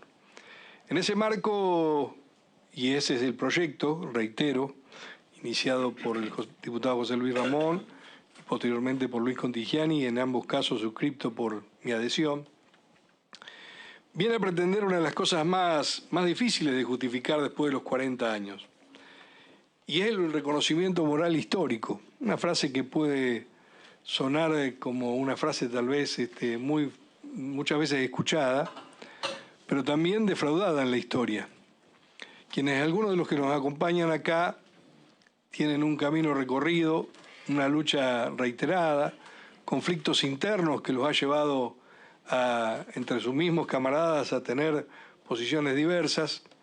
Y hoy la Cámara, en base a la presidencia y a todos sus integrantes, vuelve a poner en debate un proyecto que, reitero, y esto lo he hablado con algunos de ellos particularmente, y me voy a tomar el atrevimiento de hacer una sugerencia a la comisión. Tal vez uno no comparte el 100% de las expresiones que están volcadas en el proyecto, pero es un punto de partida que nosotros no podemos soslayar. Hay una deuda, la gente que estuvo afectada al TOAS tiene una diferencia claramente con los veteranos continentales. A mi juicio también hay una diferencia con aquellos que han estado actuando directamente en el conflicto, pero el tiempo y los hechos han demostrado que muchos de los actores del TOAS han sido reconocidos en su labor de emprendimiento, de combate activo, y nadie puede soslayar que las bases aéreas estuvieron en riesgo, que estuvieron custodiadas, que fueron lugares de posibles bombardeos o ataques, obviamente con armas de guerra en el marco del conflicto. Y por eso es que creo, reitero, al no ser miembro de esta comisión, no tengo firma para hacer despacho, pero sí quiero dar una opinión. Creo que el proyecto tiene que ser analizado. Bueno, creo que el proyecto tiene que ser analizado, dice Selva, hombre de Mercedes. A ver, explíqueme. Expliquemos qué pasó el día martes. Perdóname, ¿sabés quién es un soldado que estuvo allí en Comodoro Rivadavia? ¿Quién? El gran actor Carlos Belloso, claro. Muy buen actor. Bueno, estuvo y es parte de estos reclamos. De estos reclamos. Se habló de manera general de un reconocimiento histórico a los soldados conscriptos continentales. Hay varias iniciativas. Puntualmente, la Comisión de Defensa lo que busca es reconocer a los soldados que defendieron el litoral marítimo patagónico durante el conflicto del Atlántico Sur y soldados que estuvieron dentro del Teatro de Operaciones Atlántico Sur. Esto fue definido, las siglas es TOAS. En particular lo que se habló son de Comodoro Rivadavia está dentro del TOAS, por eso la definición, claro. Estos soldados. Sí. Que estuvieron dentro de lo que organizó el gobierno militar de ese momento en base a cómo defender el territorio nacional mientras se desarrollaba el conflicto. No estuvieron en las islas en combate, pero sí estuvieron en el marco de la estrategia militar desplegada por el gobierno de aquel entonces. Esto es lo que se discutió. Puntualmente el TOAS. Seguimos a la siguiente placa. ¿Cuál es el objetivo de la ley que mencionaba recién Carlos Selva? Que es, como decía, una ley de José Luis Ramón que presentó en su momento Luis Contigiani, el diputado que ya no es también mandato cumplido del Frente Cívico y Social de la provincia de Santa Fe. El objetivo es efectuar una reivindicación histórica a los soldados argentinos que participaron del conflicto bélico desde el territorio y da una serie de pautas de esa participación. Aquellos que estuvieron en bases militares cumpliendo tareas de vigilancia y defensa de las costas del litoral marítimo patagónico, como decía Comodoro Rivadavia, también en Santa Cruz y Tierra del Fuego, seguimos, y tareas de logística o sanidad por el conflicto. Importante la parte de sanidad, que también tuvieron una acción, no en el territorio de combate, pero sí tuvieron una acción directa de lo que fue la guerra. En el espacio terrestre continental perteneciente, como decíamos, al TOAS. Esta es una pelea que tiene 40 años prácticamente, porque desde el vamos los veteranos son considerados así, los que estuvieron en Malvinas, y nunca consideraron a los que estuvieron en Comodoro Rivadavia, en el continente nunca. Por esto es una pelea que tiene décadas. Exactamente, perdón, me comí el primer ítem, que también bases aéreas y puntos estratégicos entran. No solamente área marítima, sino también bases aéreas del continente. Seguimos, porque expuso Alejandro Martínez, que es el titular de la coordinadora de concertación TOAS, es decir, la que nuclea a todos estos soldados que tienen este reclamo. Desde hace 34 años esperábamos este momento para que los legisladores escuchen nuestra campana. Siempre nuestra situación se manifestó distorsionada y esto puede ser el principio del fin de esta situación. Por eso lo que dijo la distorsión es que se dice que ellos no tuvieron acción directa en la guerra. Lo que dicen los que estuvieron dentro del TOAS es que sí tuvieron una acción particular y concreta desplegada durante la guerra. El total, y después podemos hablar de... Sí, son 9.500. 9.500 ¿Y qué soldados. piden, Marcos, ellos? ¿Reconocimiento histórico o piden también una pensión como tienen los veteranos de Bueno, Malvinas? el proyecto de José Luis Ramón, que fue el que dijo Carlos Selva, que es el que dialogó con estos sectores, los incorpora, a ver la siguiente placa, si es la siguiente la que está detallado esto, los incorpora en esta ley 23.848, que es la que actualmente les da una pensión vitalicia a los excombatientes. ¿Por qué hoy no reciben reconocimiento y de cuánto es la pensión según la ley 23.848? El monto actual es equivalente al 100% del haber mínimo de jubilación ordinaria que perciben trabajadores de relación de dependencia. O sea, 43.000 pesos, sí. Recibirían es la mínima. Una mínima. Reciben los excombatientes. Sí. ¿Y por qué se otorga solamente a los combatientes? Y esta es la ley, lo que dice esta ley. Se otorga a combatientes conscriptos que participaron en efectivas acciones bélicas en el conflicto del Atlántico Sur y que se encontraban cumpliendo funciones en los lugares en los cuales se desarrollaron estas acciones. Es decir, aquellos que desarrollaron acciones bélicas en el lugar donde se desarrollaron las acciones bélicas, es decir, donde fue la guerra, en las islas. Aquellos que hicieron acciones que tuvieran que ver con la guerra, pero no fue en el lugar donde se desarrolló la guerra, están fuera de la ley. Estos son 5.000 millones de pesos más por año. La multiplicación. La cuenta rápida de cuánto sería. 5.000 millones de pesos por año. Qué bueno, habrá que ver. El proyecto de Contigiani, de autoridad de José Luis Ramón, también tiene una cantidad de firmas, las estuve contando, eran más de 50 firmas de todos los bloques, del PRO, de la UCR, del Frente de Todos, diversidad total de firmas. Había un proyecto también de la coalición cívica con todos los diputados del bloque de la coalición, que no tiene la cuestión económica, sí, la reivindicación, incluirlos en los homenajes, en el Día de los Caídos del 2 de abril. Hay otro proyecto también de Gisela Marciota. Es decir, hay varios proyectos, el que tiene más adhesiones y que fue puesto por Carlos Selva en el momento de la discusión de este martes en la Comisión de Defensa, es el de José Luis Ramón y tiene la reivindicación económica. Obviamente que tenga la reivindicación económica es lo que le da una profundidad mayor al debate y lo que puede llegar a generar. ¿Y salió dictamen o no? No, solamente se trató, se escucharon las exposiciones, algún diputado pidió hacer más amplia una futura reunión con más participación de distintas opiniones sobre el tema y ahí quedó, porque después se trataron muchos otros proyectos, pero sí la postura de Carlos Selva pidiendo que se evalúe este proyecto y la participación de Alejandro Martínez, que escuchábamos recién como coordinador de los excombatientes del TOAS, estuvo presente y inauguró un poco lo que es este debate que siempre estuvo quiere poner en igualdad de condiciones. Que los que pelearon, que pusieron el cuerpo en Malvinas. Ellos también dicen que pusieron el cuerpo. Bueno, pero con ese criterio, los que viven, los habitantes en el sur, que también tuvieron riesgo porque les podía caer una bomba, un misil, cualquier cosa.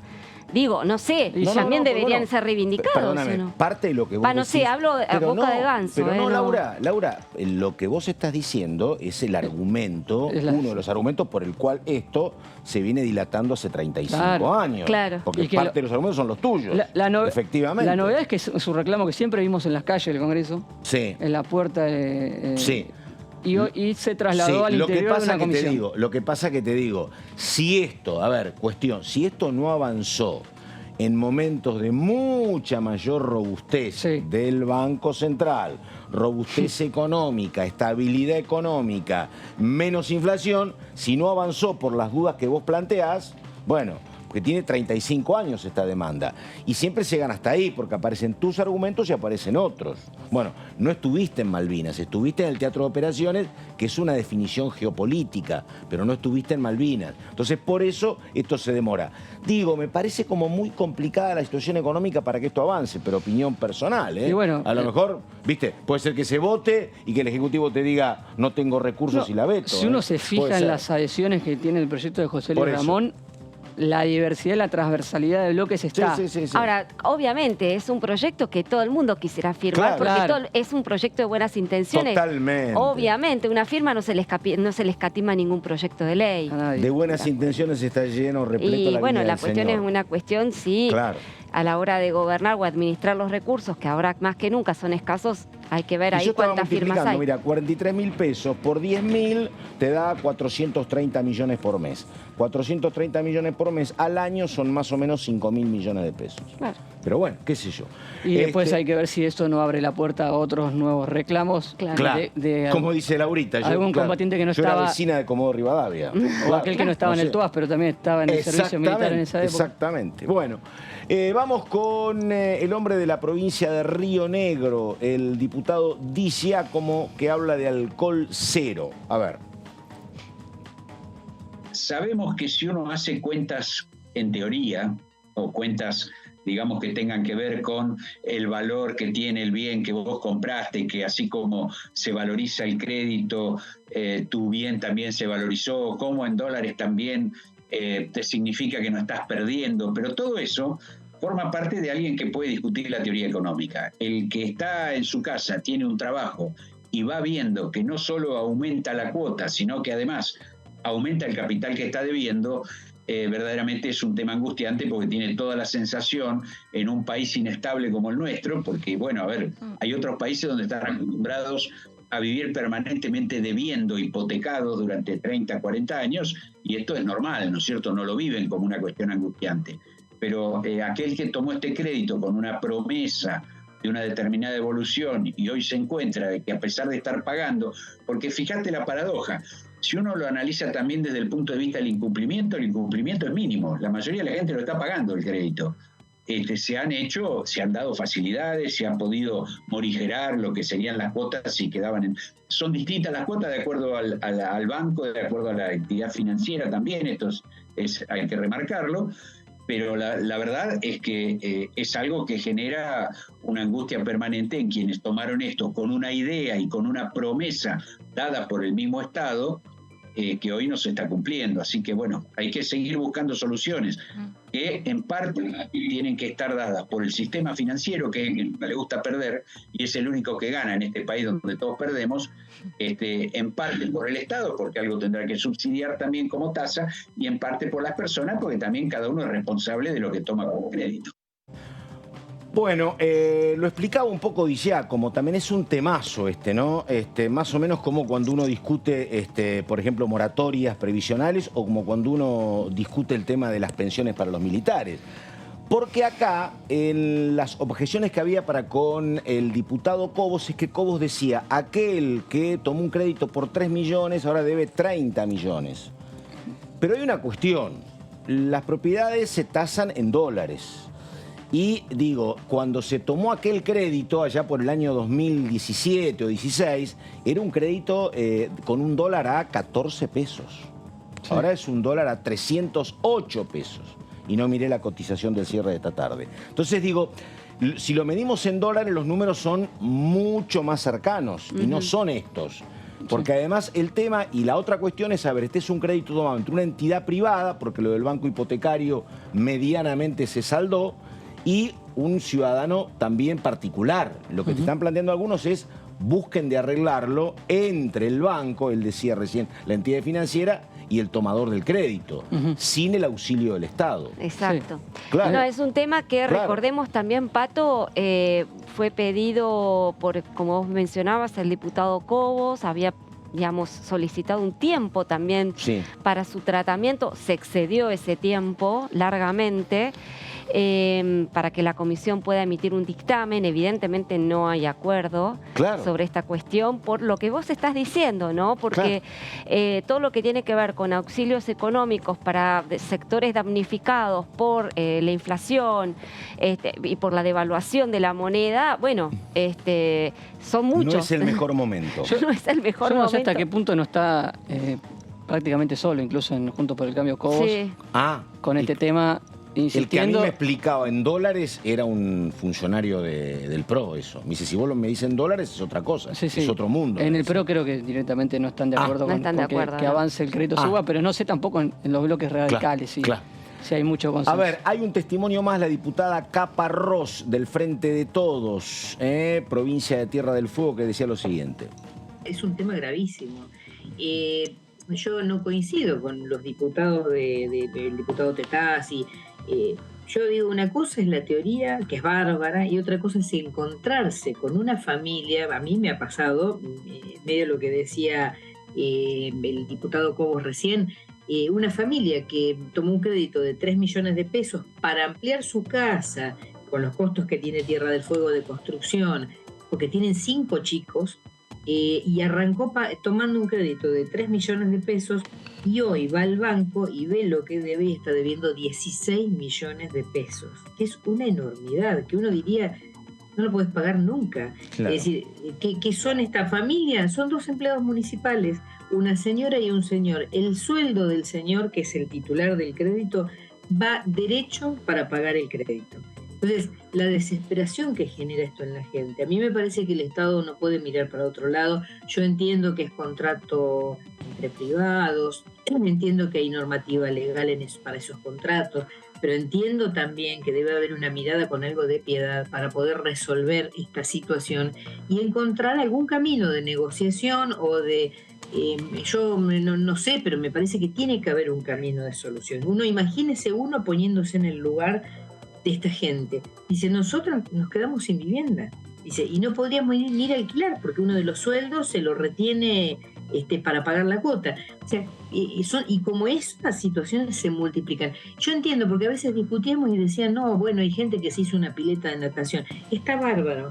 Pero bueno, debería haber un análisis de todos esos créditos, ver la situación de quienes los tomaron y ver cuál es su realidad hoy y ver cuál es la vía posible de negociación entre el banco y los tomadores del crédito.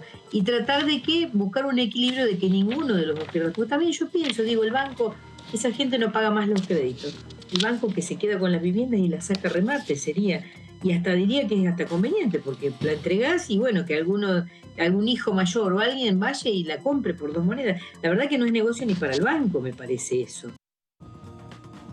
Bueno, ahí estamos, la diputada Caparrós. Un tema, sí, claro. La verdad, acuciante para, como recién decíamos, ¿no? Un universo bastante 100.000 personas.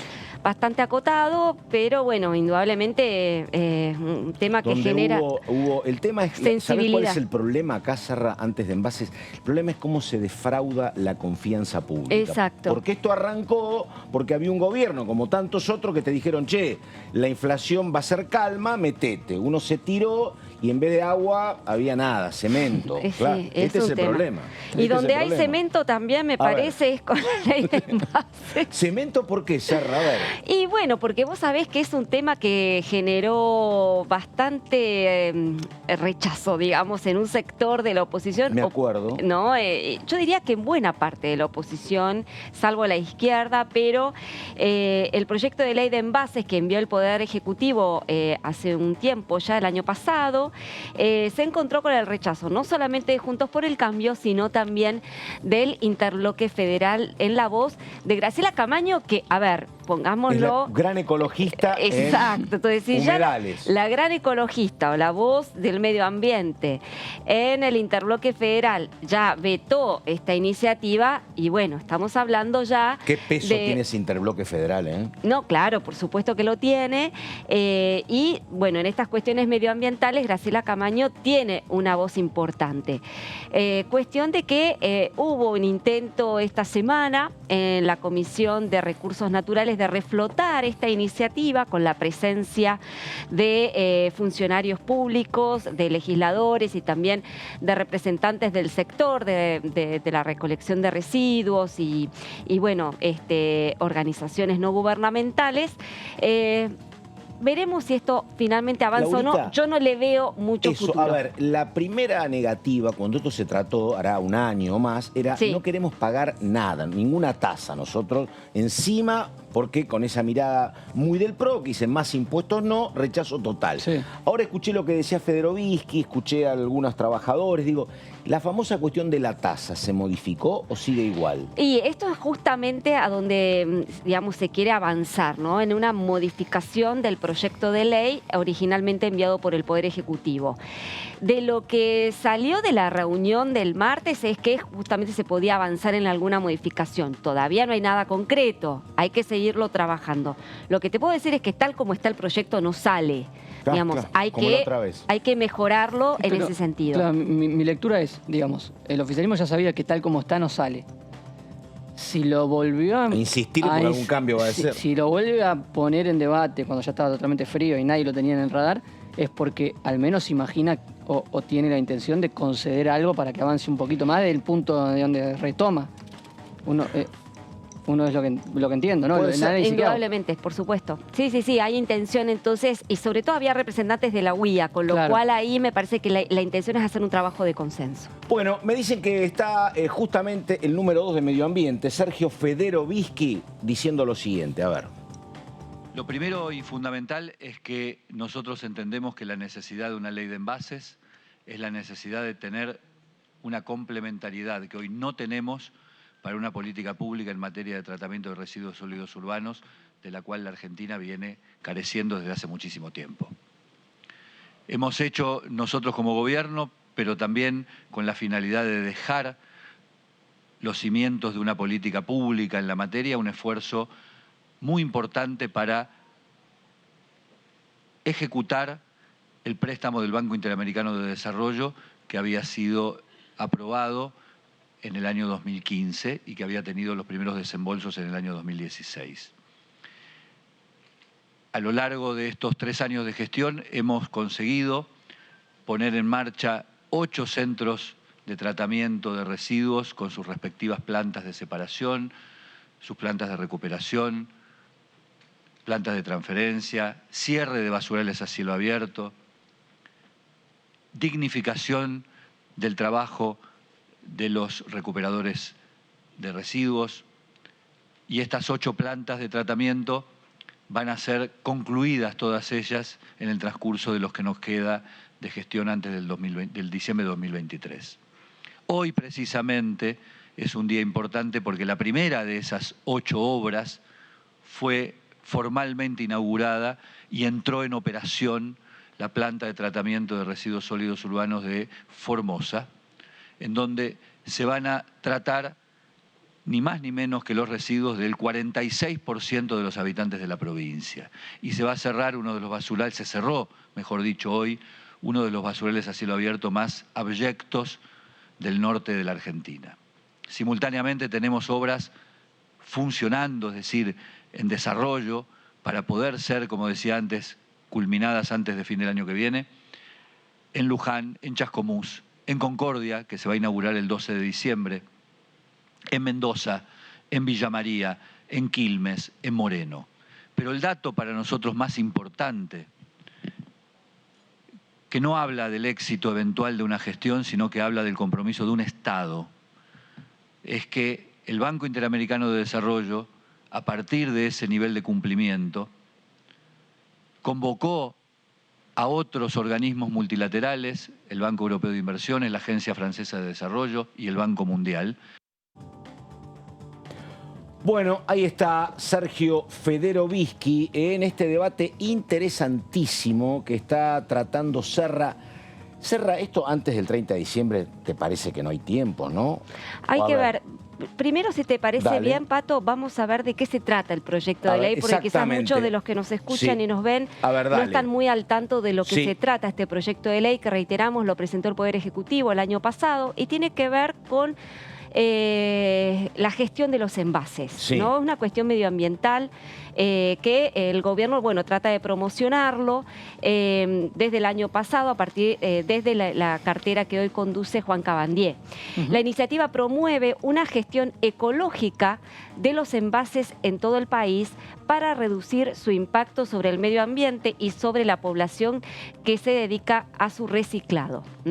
Dispone que los productores, y esto es lo más importante, que los productores de los envases sean responsables, ¿no?, en la gestión de los productos que elaboran, en este caso los envases. Para ello se crea una tasa ambiental que debe ser abonada por estos productores. Es decir, que lo que propone este proyecto de ley es que aquellos que producen envases sean también responsables del reciclado de esos envases, de la gestión de esos envases.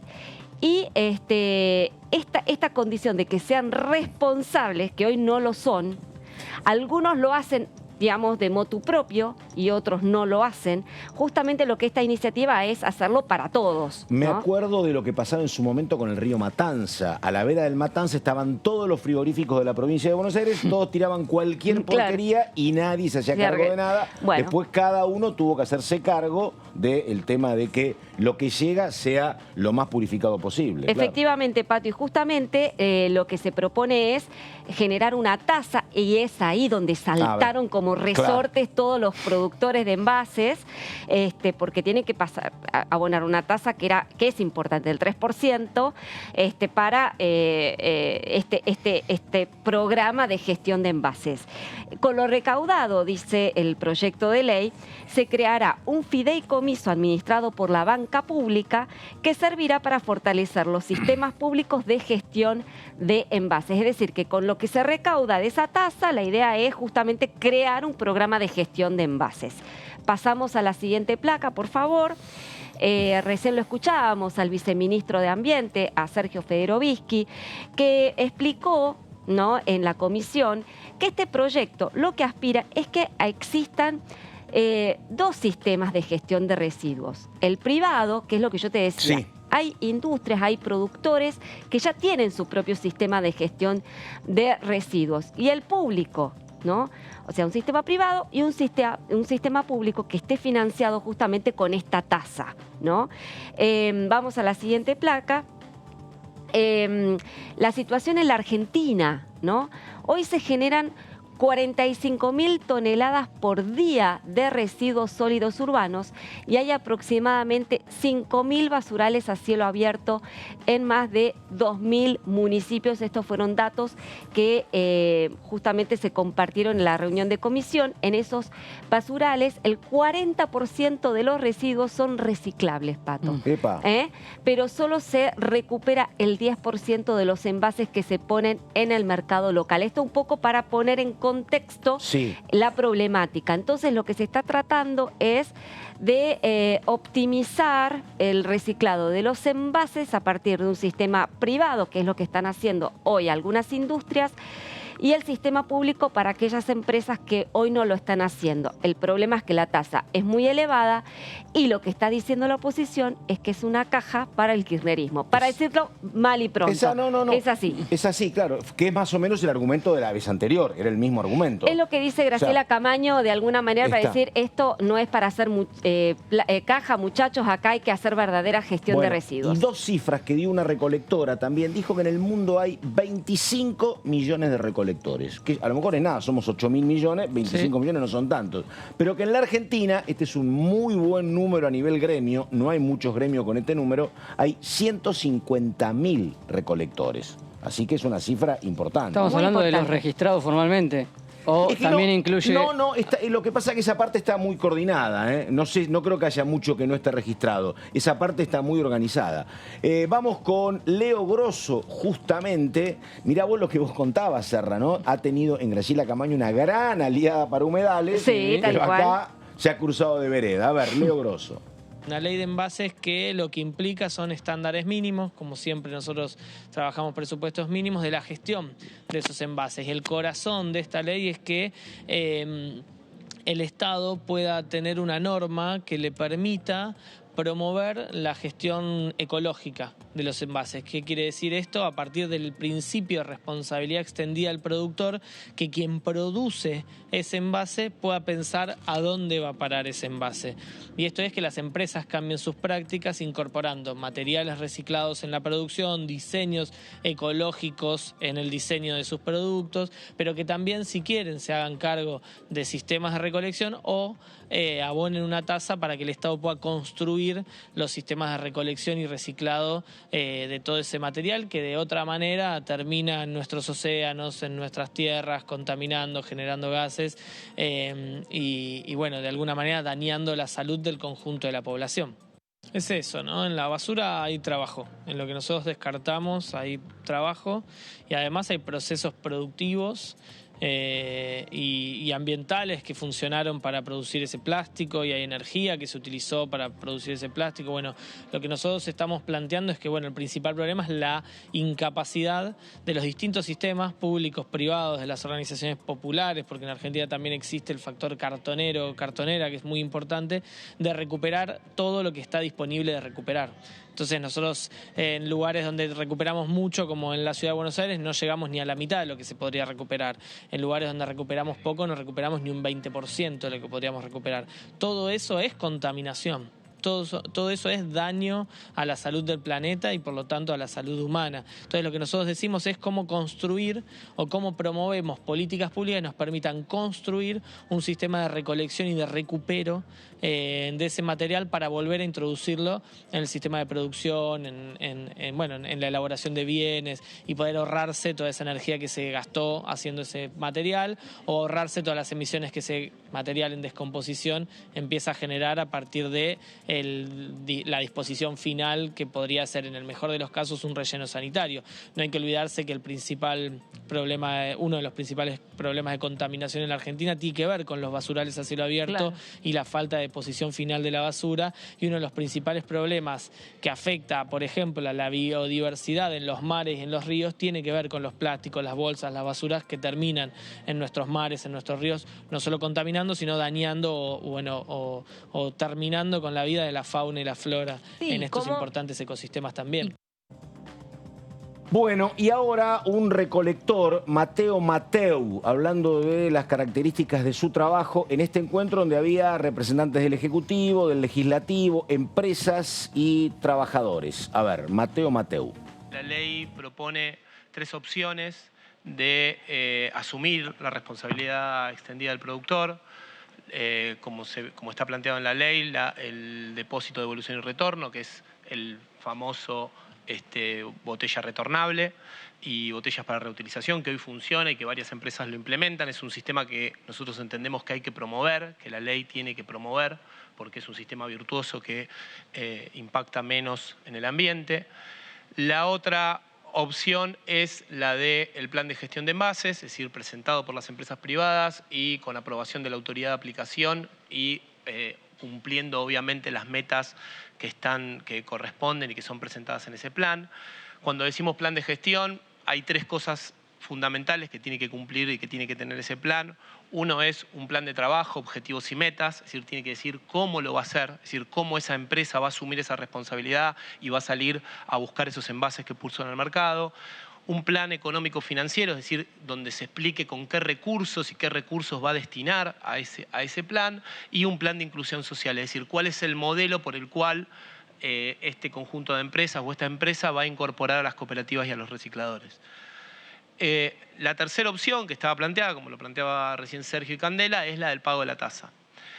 El pago de la tasa, y como se planteaba recién, va a un fideicomiso de administración específica, es decir, que solamente se puede usar para recuperar materiales, no es un fondo que pueda tener otros usos.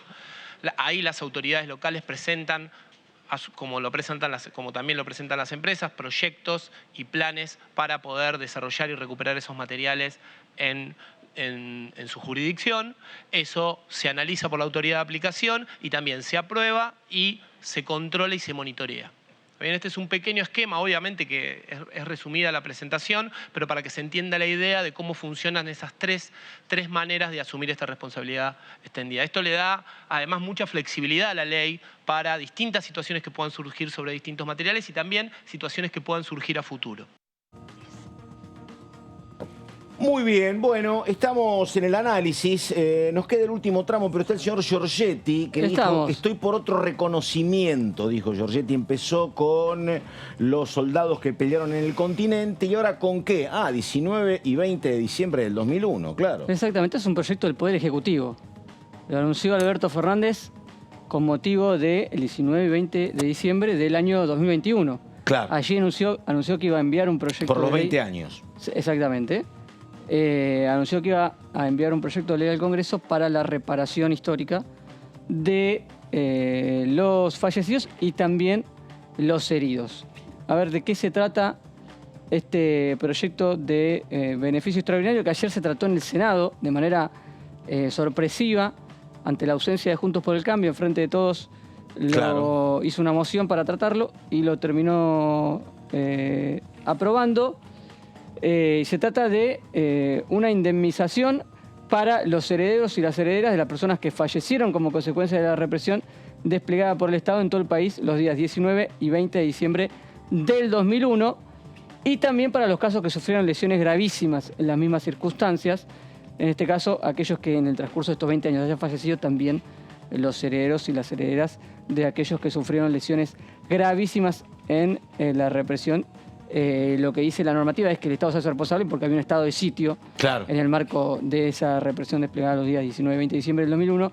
Recordemos lo que fue el fin del gobierno de Fernando de la Rúa, un dato curioso del Senado, que aprobó la media sanción y que por eso ahora va a formar parte de la agenda de la Cámara de Diputados este proyecto, es que el bloque radical no estaba presente. Hay que ver qué pasa acá en condiciones normales con el bloque radical. Hernán Lombardi dentro de... Ayer no estaban por el tema Consejo de la Magistratura. No estuvieron en toda la sesión donde se sancionó el presupuesto, y entonces el Frente de Todos trató esto en una tranquilidad absoluta con el número que maneja. Lo que pasa es que vos podés tener una mirada discrepante con ese momento, pero digo, a lo mejor, ¿por qué te vas a oponer a esto? Al pago de la indemnización? Porque son víctimas, ¿no? No, por supuesto. Me parece, pero yo lo digo en el marco de las cuestiones políticas, que a veces en los discursos, en el recinto... hay que ver cómo argumenta el oficialismo, efectivamente. Es un punto a tener en cuenta. A ver. La indemnización será... Esta es la parte que te gusta a vos, Pato. A ver. La indemnización será equivalente a la remuneración mensual de los agentes nivel A, grado 0 del escalafón del personal del Sistema Nacional de Empleo Público, SINEP, aprobado por el decreto tal el 3 de diciembre del 2018. Bueno, esto es lo que cobra hoy un empleado de ese nivel de empleado público, 0, multiplicado por 100. Está bien. Yo fui a buscar, más o menos, hice ¿Cuánto te da? Me da cerca de 20 millones, 20 millones de pesos. Cada uno de los beneficiados. Que son muertos, fallecidos, fueron cerca de 20, ¿no? En todo... Sí, más o menos. El 19-20. Y el herido, según busqué, una cifra cercana a entre 500 y 600, entre 500 y 600 heridos graves de la represión. Es decir, estamos hablando de un número fuerte. O esto es por única vez. Y aquellos que sufrieron heridas, ese mismo número reducido en un 30%. Es decir, una suma importante para las familias de aquellos que fueron víctimas de la represión de 2001. Sí, este es un dato importante que pone el proyecto del Poder Ejecutivo, interesante para marcar. Sí existen acciones judiciales contra el Estado Nacional fundadas en los mismos hechos que refiere la presente ley. Quienes pretendan acogerse a dicho beneficio y al tiempo de solicitarlo deberán desistir de la acción judicial contra el Estado. Ahí está la parte en la que el Estado se ve beneficiado por otorgar este beneficio, esta reparación. Repetimos, media sanción en el Senado y ahora será parte de la agenda de la Cámara de Diputados. Lo anunció el presidente hace casi ya un año. Empezó a tener tratamiento recién en mayo en comisión en el Senado y se votó recién a fin del periodo ordinario y va a llegar con un mes y medio y muy cerca de la fecha en cuestión. Así que puede llegar a ser uno de los proyectos que se termina metiendo en la prórroga de sesiones ordinarias establecida por el Poder Ejecutivo, ya que de manera sorpresiva el Senado ayer le dio una sanción y ahora va a ser parte de la agenda de la Cámara de Diputados para este fin de año. Estamos, bueno, un tema interesantísimo, ¿no? En lo global, yo decía, Marcos y Laura, viste que hay una cuestión que la utiliza mucho el PRO y la oposición razonablemente diciendo no vamos a votar nunca jamás ningún impuesto.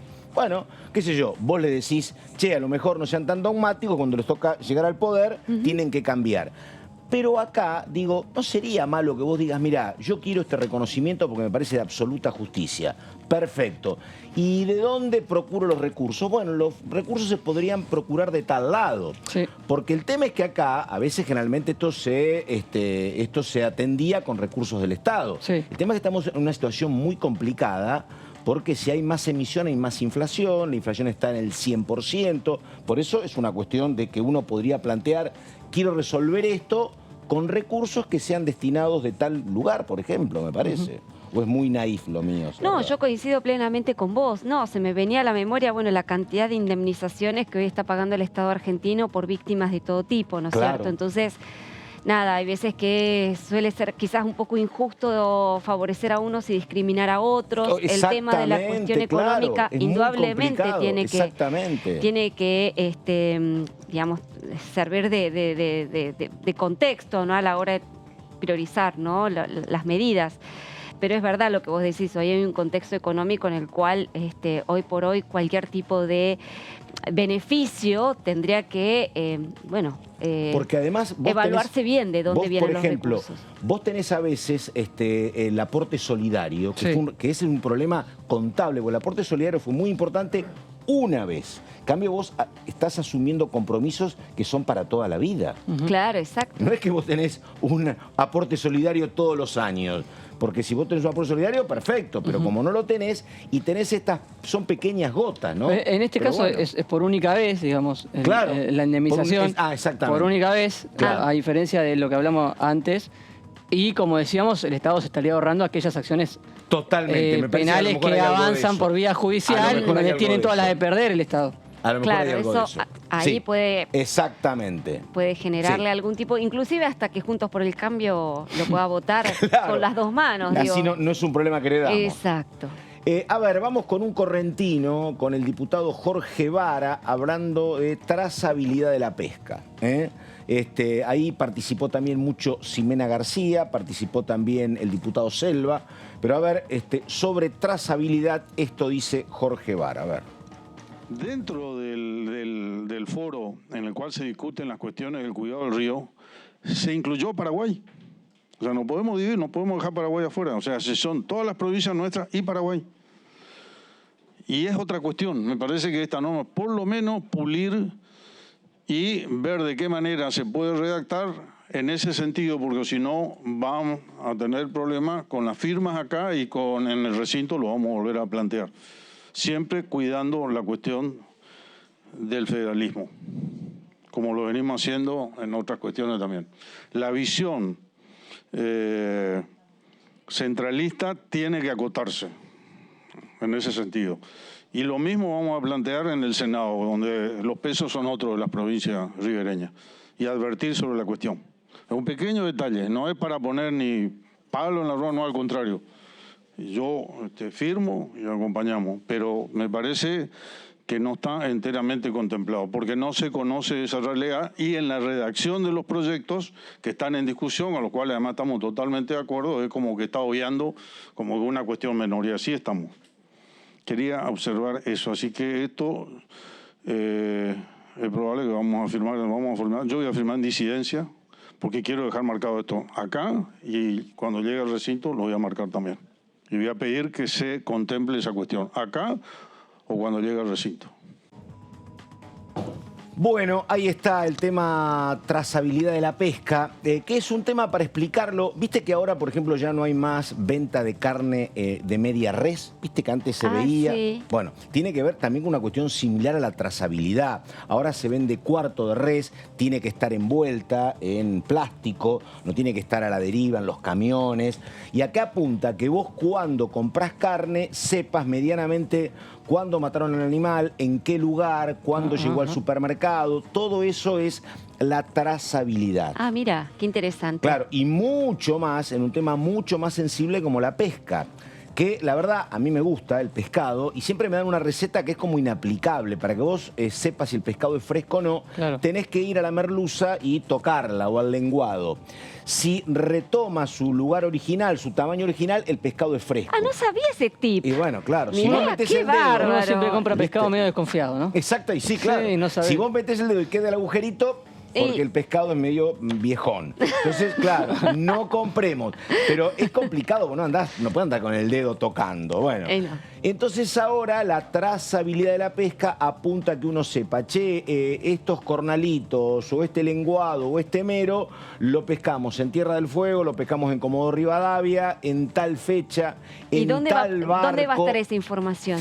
Yo no sé, supongo que vendrá envuelto, supongo que a lo mejor hay un control y hay algún ámbito que dice, va a la pescadería y le dice, a ver, tenés esto, cuándo llegó, cómo es la trazabilidad, cuántos son los días de congelamiento, pero básicamente tiene que apunta a que sepamos lo que nos llegó a nuestro plato, cuál fue el recorrido. Muy interesante, está muy bien.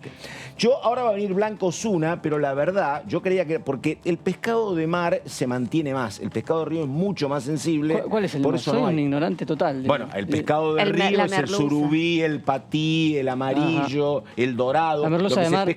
No, la merluza de mar, claro. Bueno, la merluza, el negro, el lenguado, todo es de mar. Bien. En el río tenés surubí, se ve que no comes mucho. Como merluza, pero no sabía dónde era. No, la merluza es de mar, efectivamente. Sí. Bueno, es que no tenemos una cultura de pescado nosotros argentinos, ¿no? Claro, cuando deberíamos tener una dieta más amplia. En el río, en el litoral tenemos mucho pescado de río, pero la verdad ahí no hay trazabilidad y no creo que se la tenga demasiado en cuenta la pesca de río, Porque incluso acá en la capital, que es como el eje de todo, alguna vez hubo algún intento de restaurante en Buenos Aires con pescado de río. El surubí correntino, el pacú, el patí, y ha funcionado poco.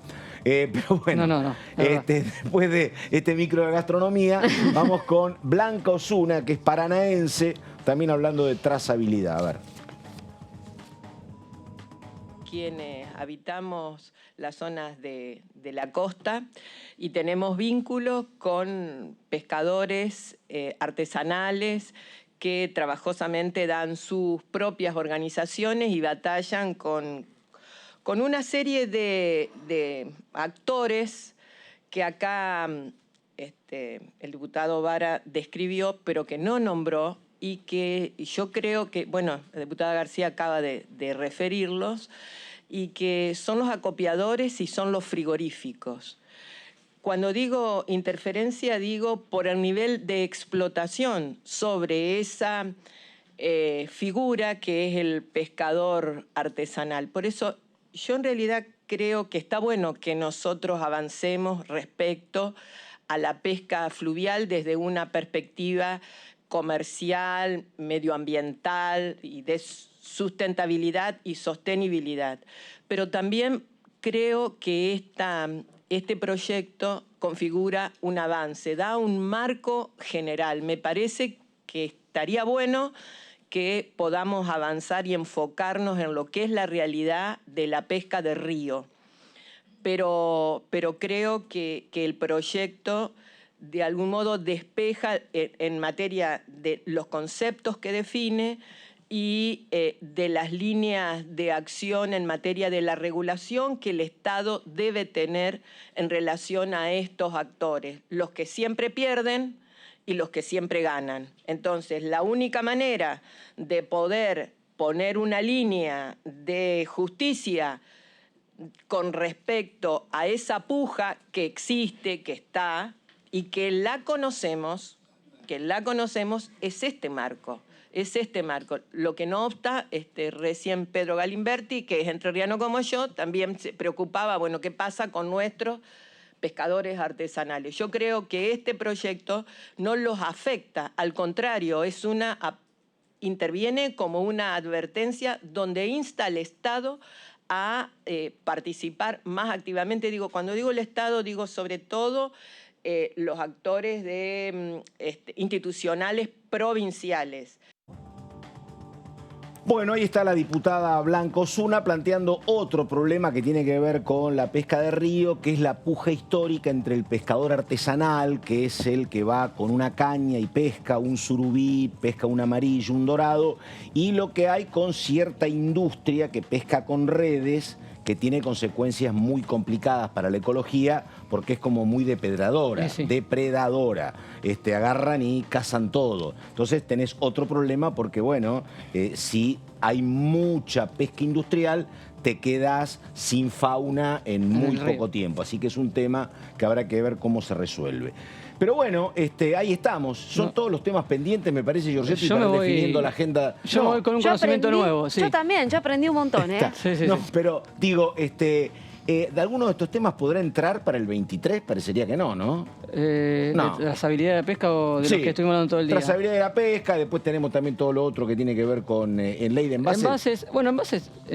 yo no lo veo, fue uno de los proyectos que mencionó Cecilia Moró cuando asumió como presidenta de la Cámara de Diputados, que eran unos temas en los que le interesaba avanzar. Sí. No sé cuánto impulso le puede dar ella como presidenta si no aparece el consenso. Acá todo tiene que ver con que haya un consenso con la industria, básicamente. Porque si hay consenso con la industria, inmediatamente viene el consenso con la oposición. La cuestión es que el gobierno se ponga de acuerdo con la UIA, básicamente, se pongan de acuerdo en una tasa que se pueda abonar y que se pongan, porque indudablemente hay que poner en marcha algún tipo de sistema de gestión de envases, no hay duda, pero la cuestión es cómo se instrumenta. Me acuerdo que parte del problema se disparó, vos te vas a acordar, Laura, porque primero se había hablado equivocadamente de una tasa del 0,03%. Sí, ahí está. Entonces dijeron, bueno, ya está. Cuando en vez de 0,03 era 3%, se murió todo. Sí, pero era importante. Y lo otro, no sé, uno lo vio a Casareto muy embalado con agroindustria. Sí. Esa la veo con más ímpetu, con más posibilidades de que antes de fin, no te digo la próxima semana porque todavía no tiene dictamen, pero sí antes de fin de año, ahí le pongo una atentos ficha. Más que a la sesión, a las comisiones que se convoquen, a ver si aparece. Y yo quiero ver qué comisiones van a estar convocadas el día martes. Estamos. El tema del Mundial. El tema de ahí estamos. Bueno, gimnasia precompetitiva para ella, para Amanda Alma, que está confirmada entre los 26. Así que bueno, enseguida ella en la continuidad de DTV. Laura Serra, muchísimas gracias. Un placer. Señor Giorgetti, hasta la próxima. Aquí terminamos. Buenas tardes, hasta cualquier momento.